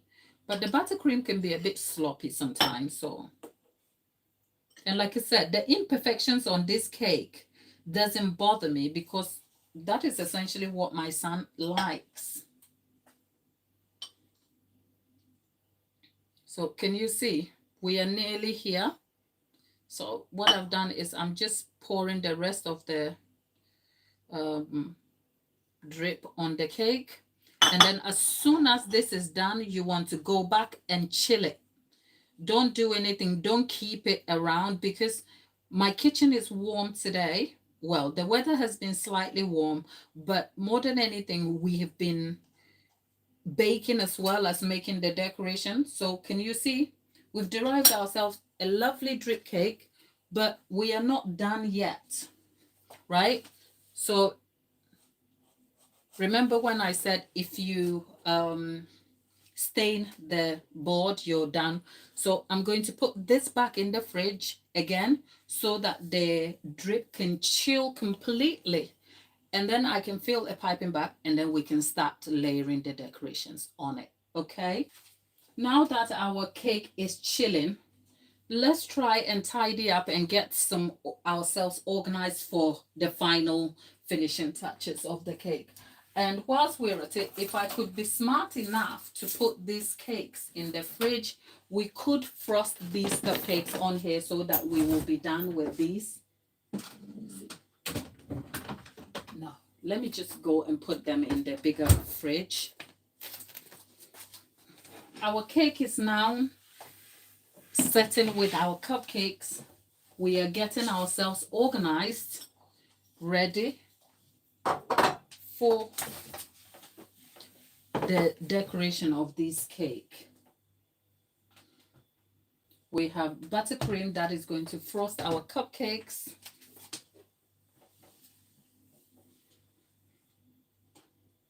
I am so pleased I ended up getting exactly what I wanted for my son's cake.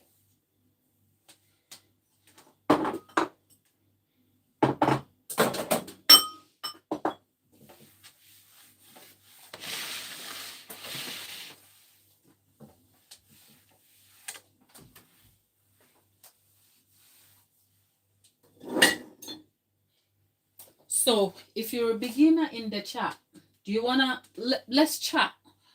How long have you been baking and why do you enjoy baking? Do you do it because you have free time and you just want to learn a hobby? What's the story here? And also, what are your trouble points? I know there are a few like beginners and also professional bakers alike in there, and people who have started the baking process and are looking to transition into cakes. What is the one problem? So look at yourself.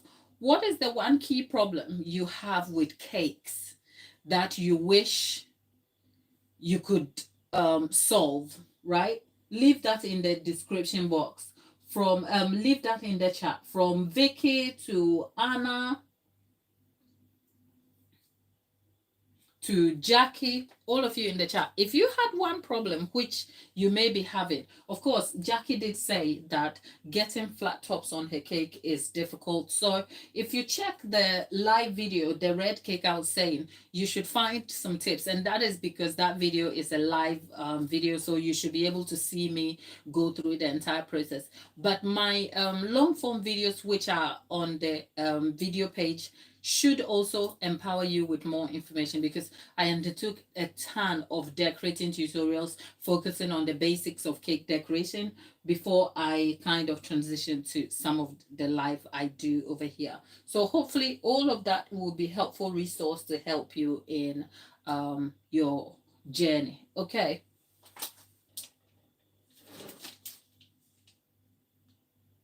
Okay. Hannah, what I'll do is I will write these issues down when I finish the live so that I can see how I can help you with those problems. Yeah. So if I can make specific videos,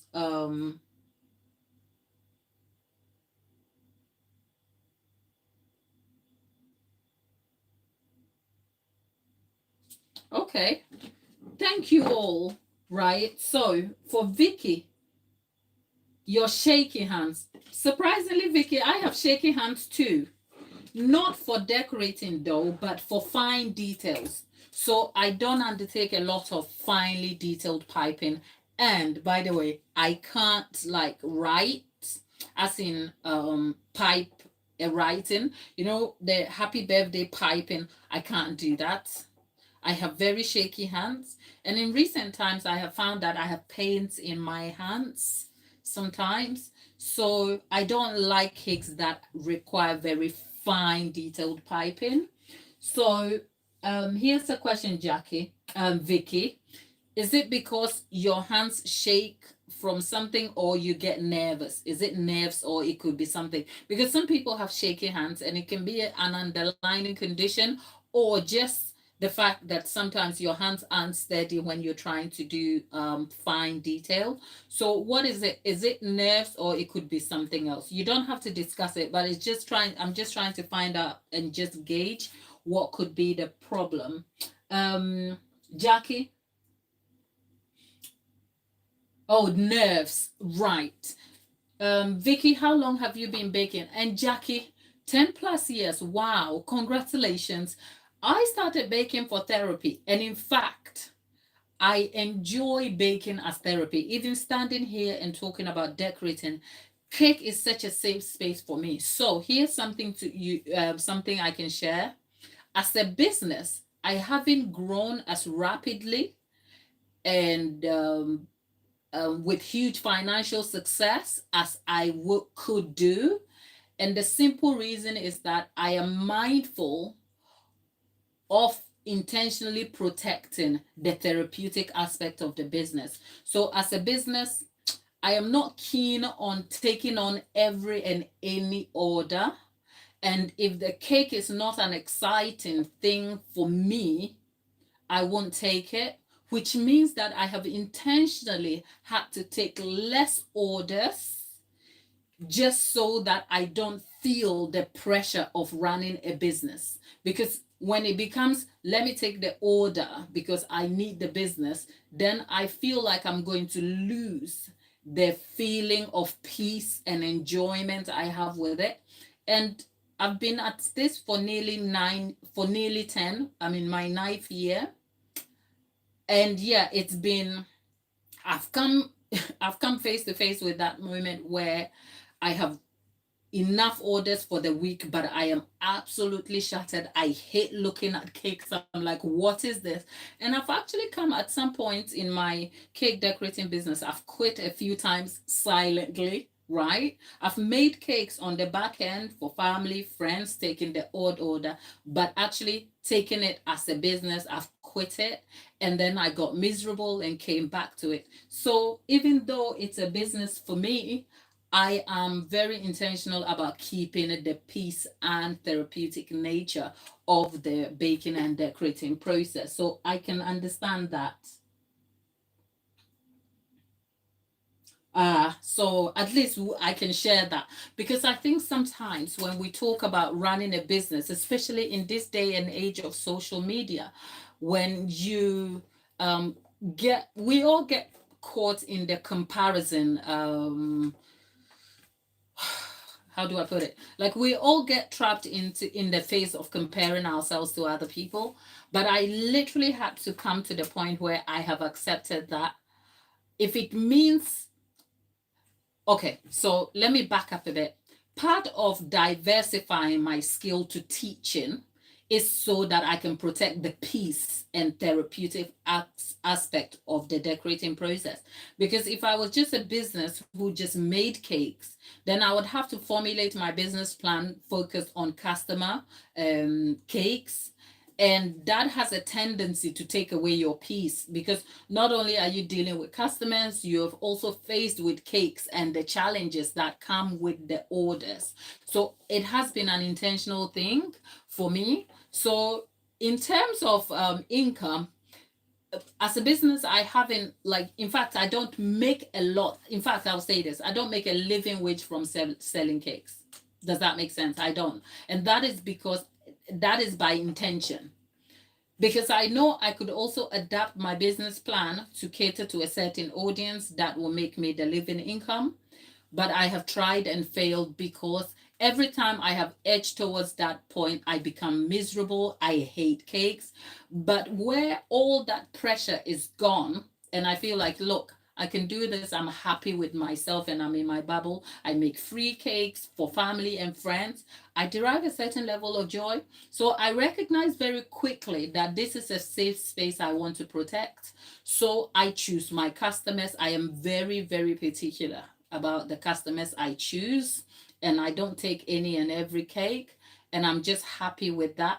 And the cakes I take, I make sure, because it excites me, I put my best and I give my customers the best value there is. And essentially, my business has been built on a solid stream of loyal customers who appreciate my work and pay for it. But it's not like a larger pool of people. I hope that kind of makes sense. So I just thought I will share that quickly, because sometimes it can be difficult if you can't relate to some of the truthful experiences that goes on behind the scenes, especially with baking. So Vicky,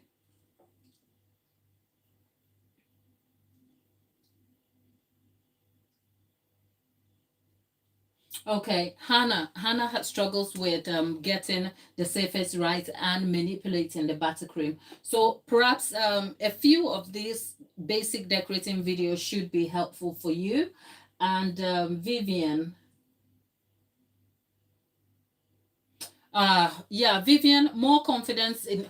I'm glad you can identify that. How long have you been baking, Vivian? Because that can also be reason. Because if you've only just been baking for, say, a year, two, there's quite a way to go. But as long as you have the awareness to know that you just want to practice and refine your skills, that is okay, right? And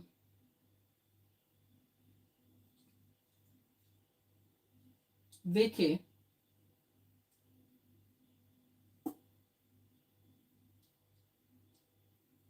yeah, Vicky, you started and stopped. Look, I have had a lot of stop and start motions with cake making.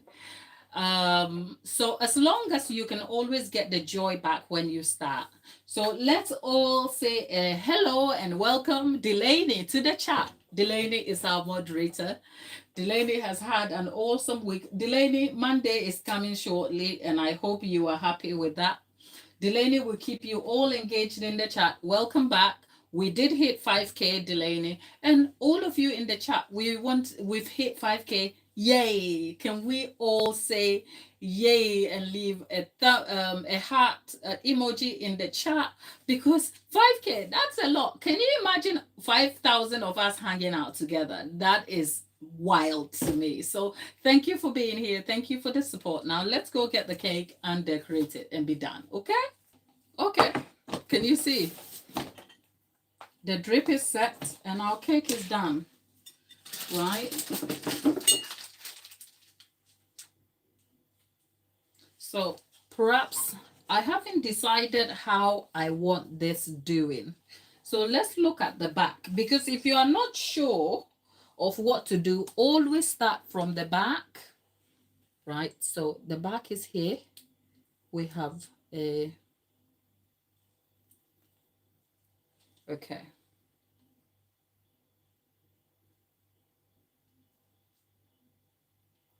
If I'm quiet, it's because I'm trying to get the, okay, right? So the back is here, right? So let's start with his favorite donut. Let's see, where's the knife? Okay. Okay. His favorite donut. Okay, let's see. Yep.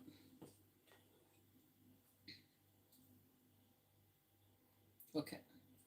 You'll see what I've done with the donuts in a minute.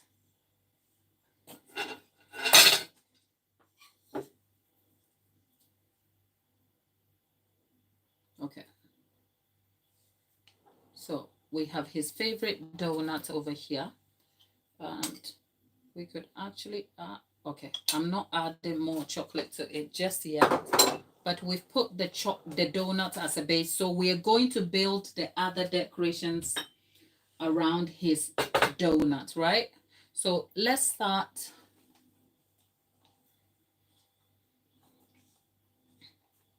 Okay, let's start here. Right, we have his Kinder Bueno. I know you can't see what I am adding from over here, but don't worry, I will show you when I'm done. Yeah, I will turn the cake around, but I just want, right. Okay, I am just piping some details on the cake so that we can have his Kinder Bueno on it.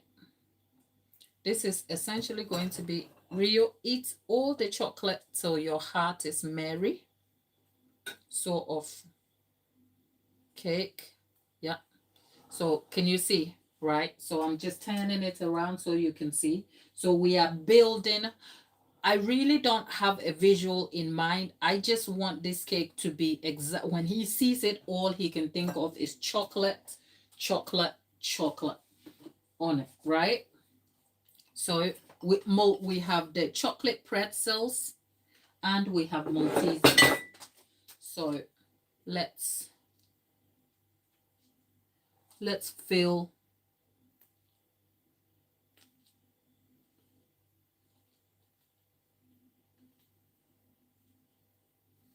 okay. So there is, because what you want to also do is fill in any gaps that might leave the cake exposed, right? So I am putting some pretzels in front of his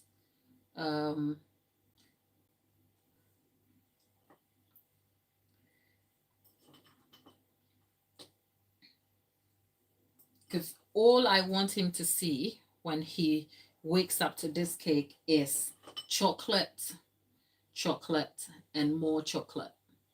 And as you can see, the cake itself is super beginner friendly.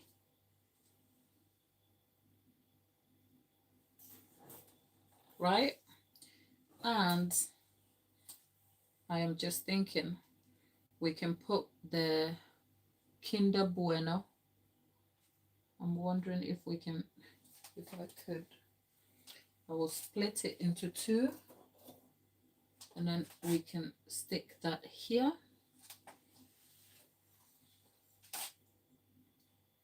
And here. Right? Let's not forget we have some chantilly. Chantilly, darling.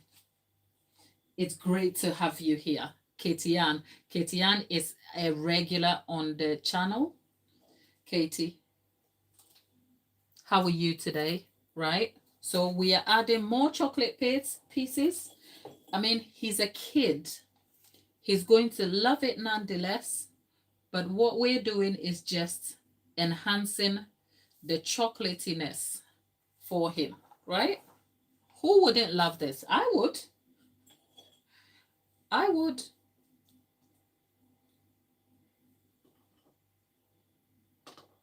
Don't forget we have more Oreos. So in the meantime, let's go to the bottom so we can cover it so it's not as exposed, if you like. So the intention is here is that, remember when I said if you have problems, find a way to fix them, especially if you have shortcomings that you are unsure of. Yeah, I did say that. So as we are putting the cake together, we are also looking at ways to fix any issues that might make our cake look a little unprofessional, right? So the baseboard that was showing through, what have I done? I have gone ahead and I have piped the details to cover it, and I have just added chocolate pieces to make it look a natural part of the decoration. Yeah, so that is something you can do. So if you don't have the skill, never mind, a bit of imagination never hurt nobody, right? So we have Oreos, which we've added to the side here. When I finish, you will see, because I just want him to be spoiled for choice, because the way he told me, Mama, all I want is the cake you made for me last year. The one you made for me when it was my birthday last time. I was like, son, say less. I will fix you a chocolate cake that you would be so proud of. So can we see it's coming together, isn't it? Right. So with that done, what else do we have? Because what we also want to be careful is we don't want to overcomplicate the element so that we end up with an unnecessarily messy cake. So I think at this point I will leave it as that. What do you think? Do you think we should add anything more? I wouldn't.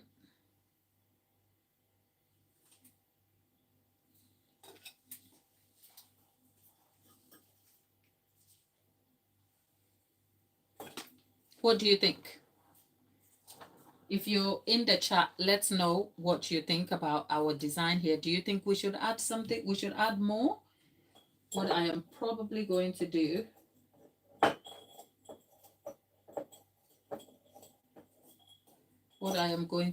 is just add a little bit of the what do you call it? The wafer.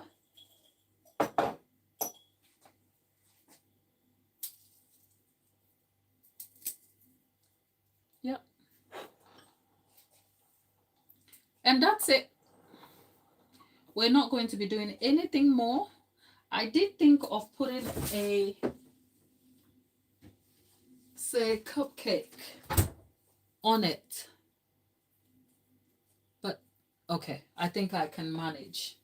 I can just about manage. It's look at me. Right? Right. So we can just about put a cupcake here and add an Oreo on there just to finish it off, and that's it. Yep. So, and then perhaps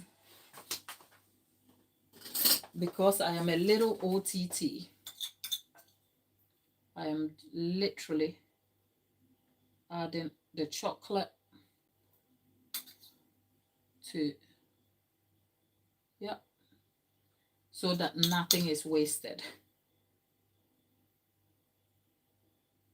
So these are his favorite things.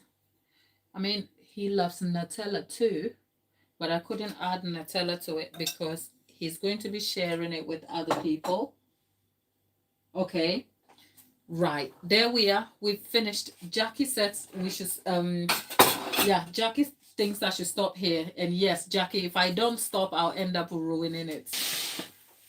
So, people, we are done now.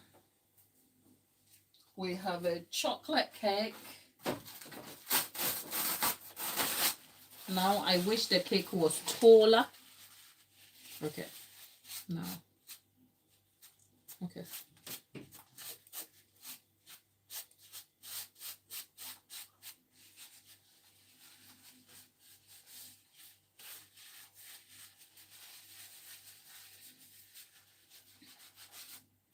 Okay.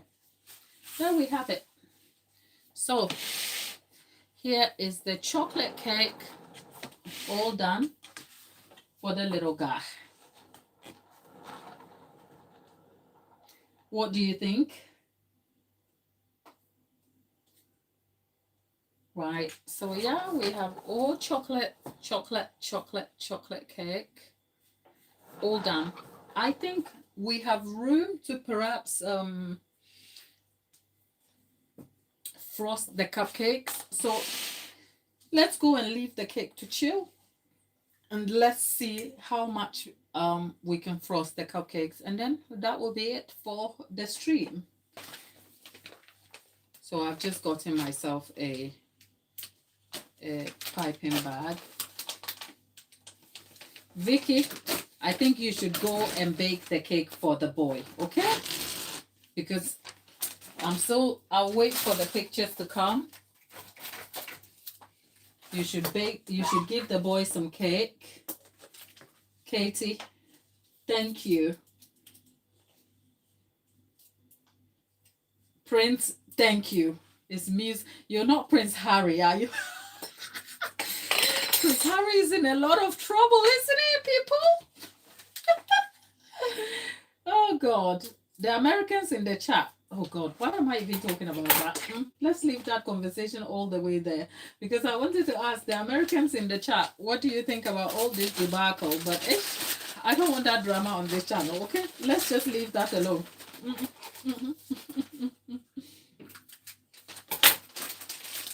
Okay, so I have a larger piping bag just so that it makes piping easy for me. So there's a tub here.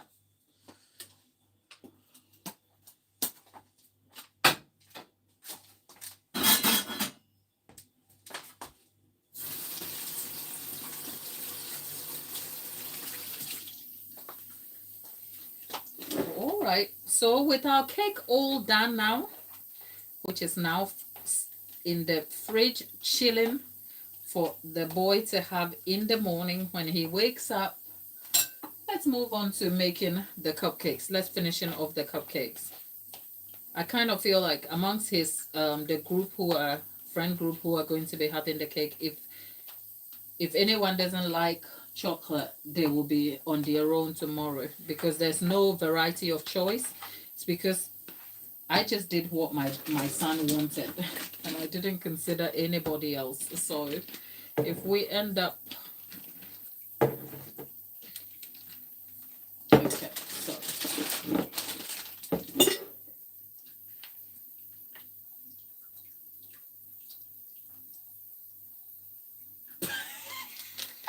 Jackie, are we talking about the person we know? That man in the pickle? Okay, let's call him that man, okay? Because I do not fancy the drama, and I know you don't either. Yeah, we know that man is in a pickle, but it's a lot, isn't it? Because You know what, Jackie? I have a lot to say, but I try to keep my opinions about people I don't know to myself. But let's just pray for him, Jackie. Do you pray? Just pray for that poor guy, okay? The poor guy needs a bit of prayer and a lot of support. So let's send him virtual hugs and hope that he finds his way back. Because it's a lot, isn't it? Yeah. I'm sure if we were sat at a kitchen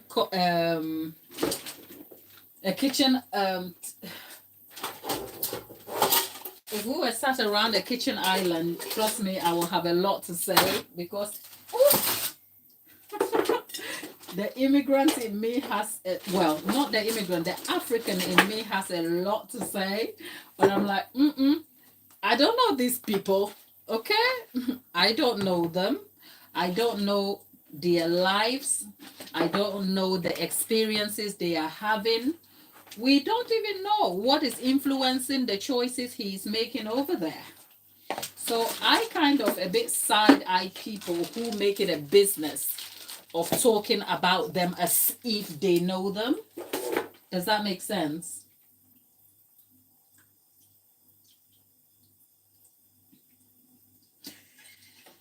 No, I try. You know what? In my real life, I have strong opinions about things, but sometimes you have to have the sense of mind to know where your opinion stops.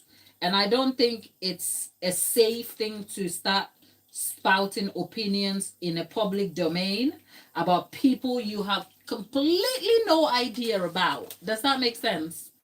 Maybe that's me. Let's just stick to making cakes, okay? Because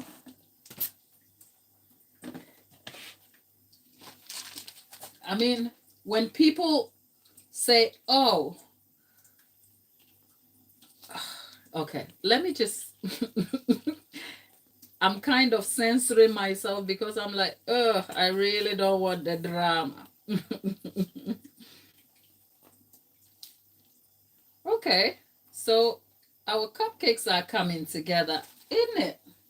Look, the cupcake,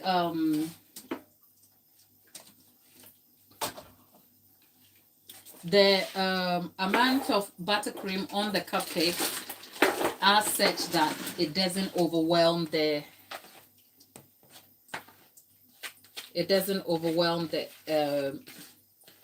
cupcake because it's important.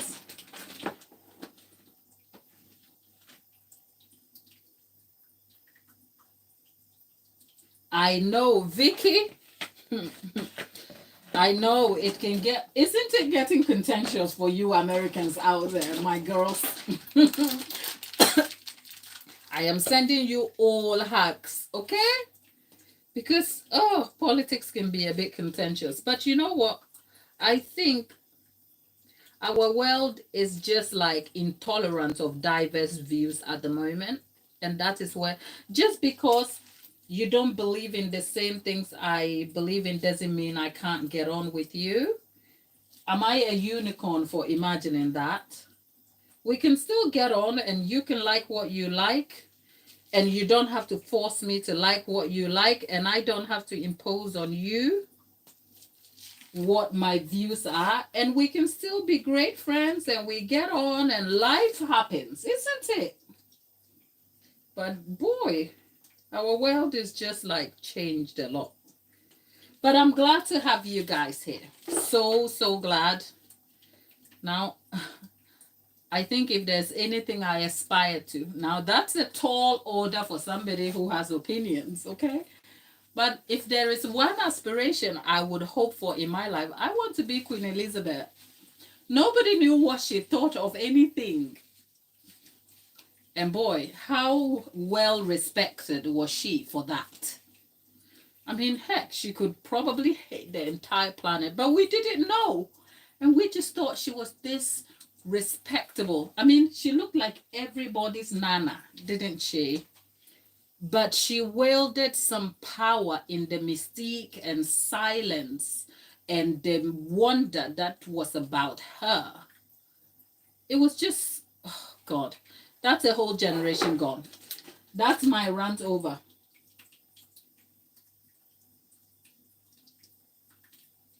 I know. Yeah, Vicky, you're talking to somebody who gets super animated. When I get animated, you know. I could be telling you, oh, I like you, and my face is telling you a completely different conversation, right? But boy, how that woman was able to just be so sweet all the time. God, she must be burning in them shoes every time she was walking around. But I loved her. Like the her presence, as so distant and far removed she was from everyday people, she still managed to instill a certain presence that mysteriously made you think she was your nana. I don't know.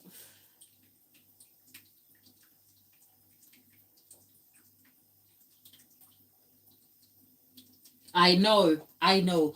I think them.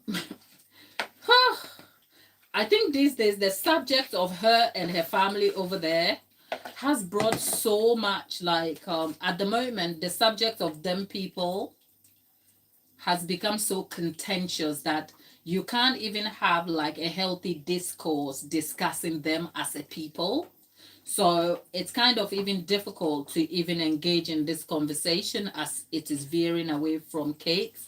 But as an institution, they have mastered the art of PR in a way that politicians can only dream, can't they? Because the way they do PR, like, oh, I mean, now we know their tactics because we've been told, haven't we? Do you kind of think you know more now about them than you probably would have wanted to? But, oh, it's like, they have some scammy ways about them. If you like they have some ways that are not straight about them, but you still look at them with all the wonder. But anyway, that is beside the point. Our cupcakes are all done. The kids are going to be excited about their cakes. And whilst we're at it, can I just ruin it and say I can add some brownies to top it off for them? Who thinks adding brownies to finish it off is a good idea? I know, Vicky, I'm with you. I preferred not knowing about their secret. And sometimes, especially in recent times, I kind of feel like I know too much of something that I didn't ask for. Is it? At least that's my take on them. Hannah, right? So look at us talking about them people. At least I don't feel alone in how I think. But Jackie, let's say a prayer for that man, okay? Let's hold him in prayers and trust that the Lord would deliver him from his from the error of his ways. And it will all be okay. You know what they say, love conquers all.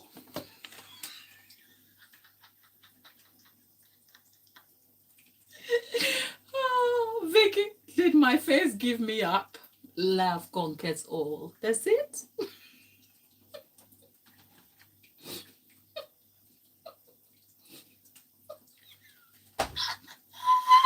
Oh, Lord. Oh, gosh. I don't know.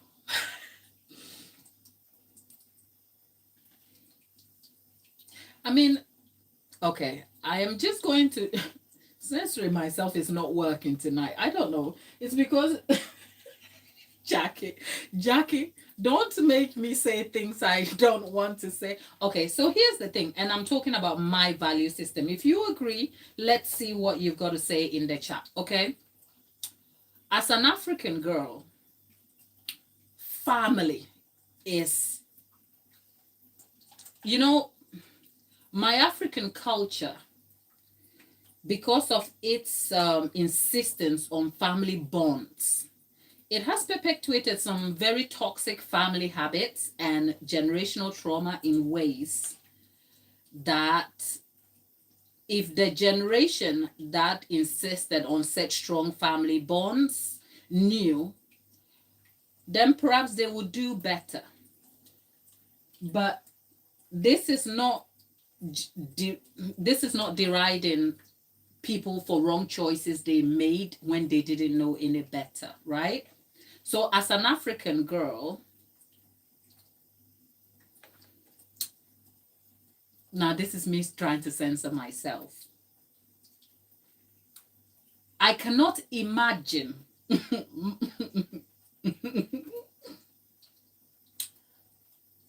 I cannot imagine myself, no matter how upset I am, say my husband, for instance, if I didn't like his family, to go and sit publicly and drag him. My mother will slap me back to stone age.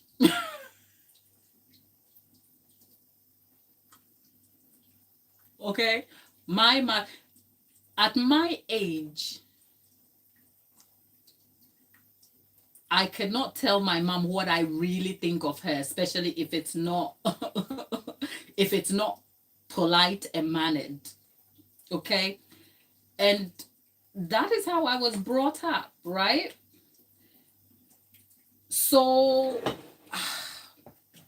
I guess their experience is completely different from ours, which is why I kind of feel like it's important for us to maintain that perspective and not feel as though we know their lives to tell them what they should do. We don't know. But here's the thing. There's a core value system here that is questionable. That if a person, for one reason or another, bearing in mind we don't know, gives up an entire family from both sides,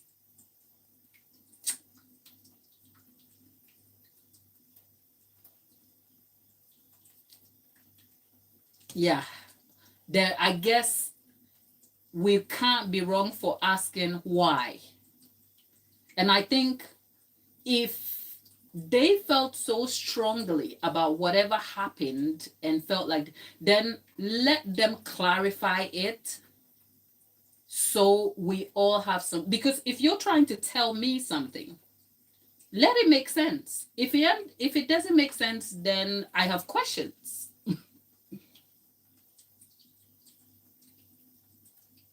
So I guess what I'm saying is that I'll tell you this. I was having a conversation this afternoon with my son's dad, and we were talking about privilege.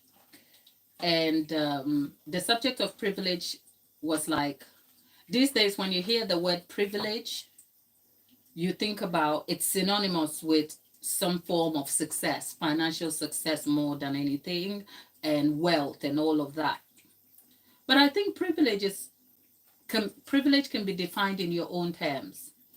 That as normal as we are in our everyday strife, perhaps you going to a day job and having struggles and not being able to meet your bill payments or your car breaking down, it forces you into a place where, God willing, and hopefully you have some connections that you can rely on, like some friends who have ridden with you when life got so hard, and you know they love you because you have nothing to give to them except you. Okay? And that in itself is privilege, to have people love you for you, to have people you can count on for just the fact that You are connected by a belief system and a value system without any secondary motive. It's complete privilege, especially for we the poor people down here. Or what do you call them? What do they call us? I don't know. But for him, that man, we don't want a name. I cannot imagine what his life must be to feel as though he may never get to experience what it feels like having people around him who don't want him for something else. Does that make sense? And I think that is a very sad reality for him, which is also why perhaps this whole thing is playing out the way it is playing out. Does that make sense? So we don't know them to know what goes on in their life. We just know that if your life, if say this tissue, if he used this tissue and left it here and somebody picked that tissue, it's worth millions. So his whole existence is monetized by other people. I cannot imagine what it feels like for him to wake up in the morning in his life.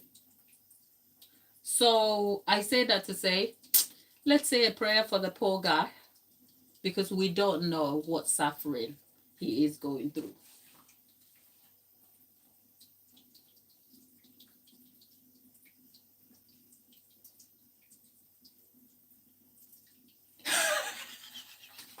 Working class people, pawns, whatever. But my point is, whatever, slaves, whatever we are down here. Okay, no, we are people who have value and we are loved. So, I mean, we are joking in the chat. But I say that to say, even in our working class, like, lifestyle with strife and challenges and struggles, there is a level of privilege. But you see, we may be wishing for his privilege, but if we had a minute to live his privilege life, we may never want it and we'll come back. But you see, he wants to be us. Poor guy wants to be normal. Can you imagine? Oh, poor guy. Poor guy wants to be normal. So let's say a prayer for him. And like Jackie rightly said, it's only for a short while and we'll see. The Lord will be his strength.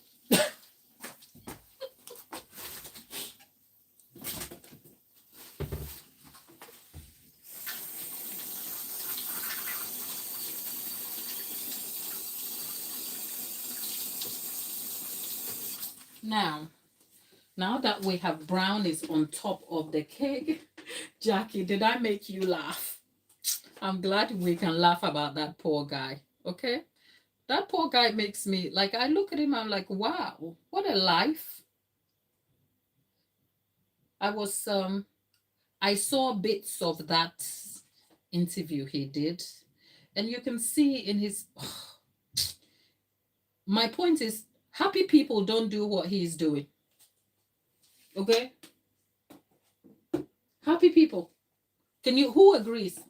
If you are, okay, can we talk about our lives here? Can you talk about, let's leave that man over there because we don't know his life. He's got too much money. Okay? Let's just talk about our working class life. Okay? Let's talk about, yeah, Jackie. Yeah, I like a drizzle. Like a dry cake is not complete for me. So yeah. Can we talk about our lives? I suppose all of us have had that breakup before, yeah? That girls, can we talk? The breakup where you're like, he was the love of your life and then he disappears and you want to flatten his car tire.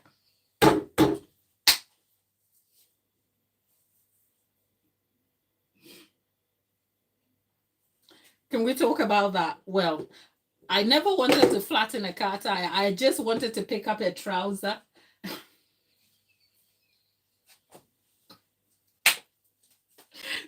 Now this is my toxic traits coming through. Okay. I never wanted to flatten a car tire, let's be clear. I just wanted to pick up the trouser and cut it a few inches short on the bottom, and then and then fold it and put it back in the bag like nothing happened. And he'll find out on his trip when he goes to open the bag and he finds out that everything is kind of short. No, I'm joking. But I'm just saying, we've all been confronted with that difficult situation where you really want to get revenge, right?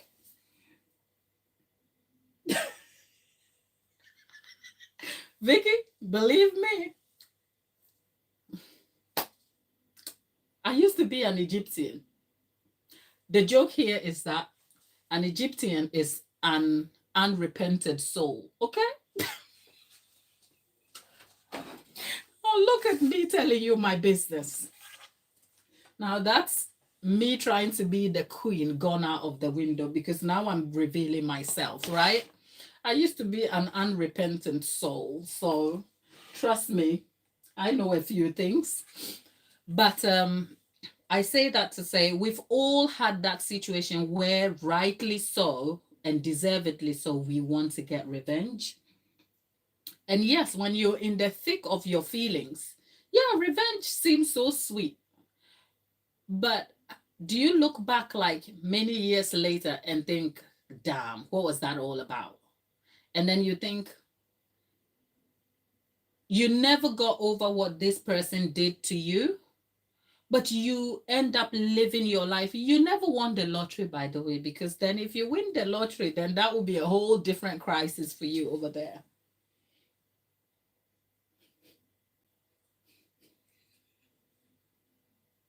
Jackie, you guys out here today, we are not talking cakes. We're talking about our lives, you and our lives, right? But just follow me on this story here. You never get, I'm sure all of us in our lives, we have a memory of a moment in time or a situation that we haven't had resolve from, right? But there you go, living your life, being happy, appreciating the joys of your present and your everyday. When you see that person or who, when you revisit that situation in your mind, does it make you feel like, oh, I want to go and flatten their tie? Probably not. I say that to say happy people don't spend their time dragging things that make them feel less peace with themselves. So what is playing out is indication of turmoil, but we don't know what turmoil they are dealing with. Whether the turmoil is coming from the fact that they feel betrayed in the circumstance, we don't know. But when we hear, oh, they say they are happy. No, happy people don't do what, especially with all that money. I will be out here stunting, having a great life.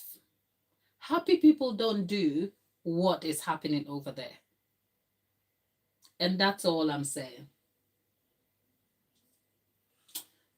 So, you know what they say? The only way to show somebody you are happy is just live your life. So if you are busy trying to prove to me you are happy, then you probably aren't. Because if you're really happy, you won't be proving anything. You will just stay happy. Do you see what I'm saying? So yeah, poor guy just needs a bit of prayer. And that's all. But anyway, Vicky likes the way I think. Yeah, Vicky, yeah. Don't you go doing any of those, okay? Don't go cutting any trousers. Okay, okay. Can we talk about the trouser a little bit, right? I'm not talking about cutting the trouser, like as in ruining the trouser. No. The point you're trying to make is the element of surprise. You know what they say? Revenge is better served cold. Now, I'm hoping my sister is not watching this stream, and I hope my pastor doesn't see this stream. Okay, but I'm joking. You know what? We're having a laugh. But my point is the trouser, right? You know, you're dating that 6'2" guy, and his trouser is so well polished, and his jogging bottoms are like you know, the Adidas bottoms are so straight. Okay. All you have to do is just find his favorite ones and just look at the bottom part, you know, and just cut it by a few inches. Just snip it. Don't even snip the two. It will look better if you snip the one, because if you snip the two, he'll just pretend that he bought them that way.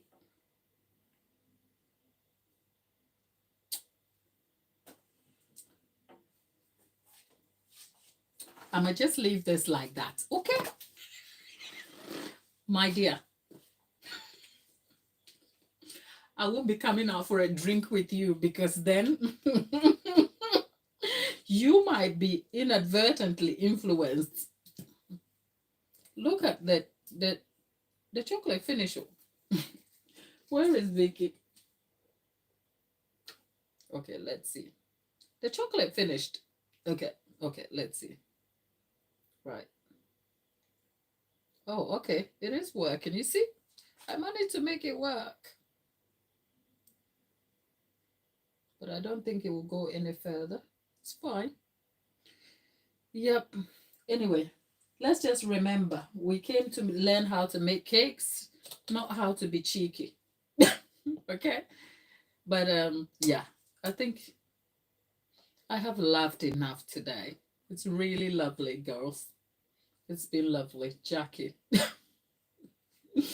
you guys have brought out the Egyptian. But no, we are all like saved souls out here. Okay? Let's remember that. And let's spread kindness and goodwill in the world, my people. I love that we are able to support each other. You learn to make cakes, yet you keep me and you indulge me in my passions. Jackie, you too, you too. Most of the time, my streams are very serious. We talk cakes but yeah, today I have had a good laugh, and yeah, it's a pleasure. And thank you guys.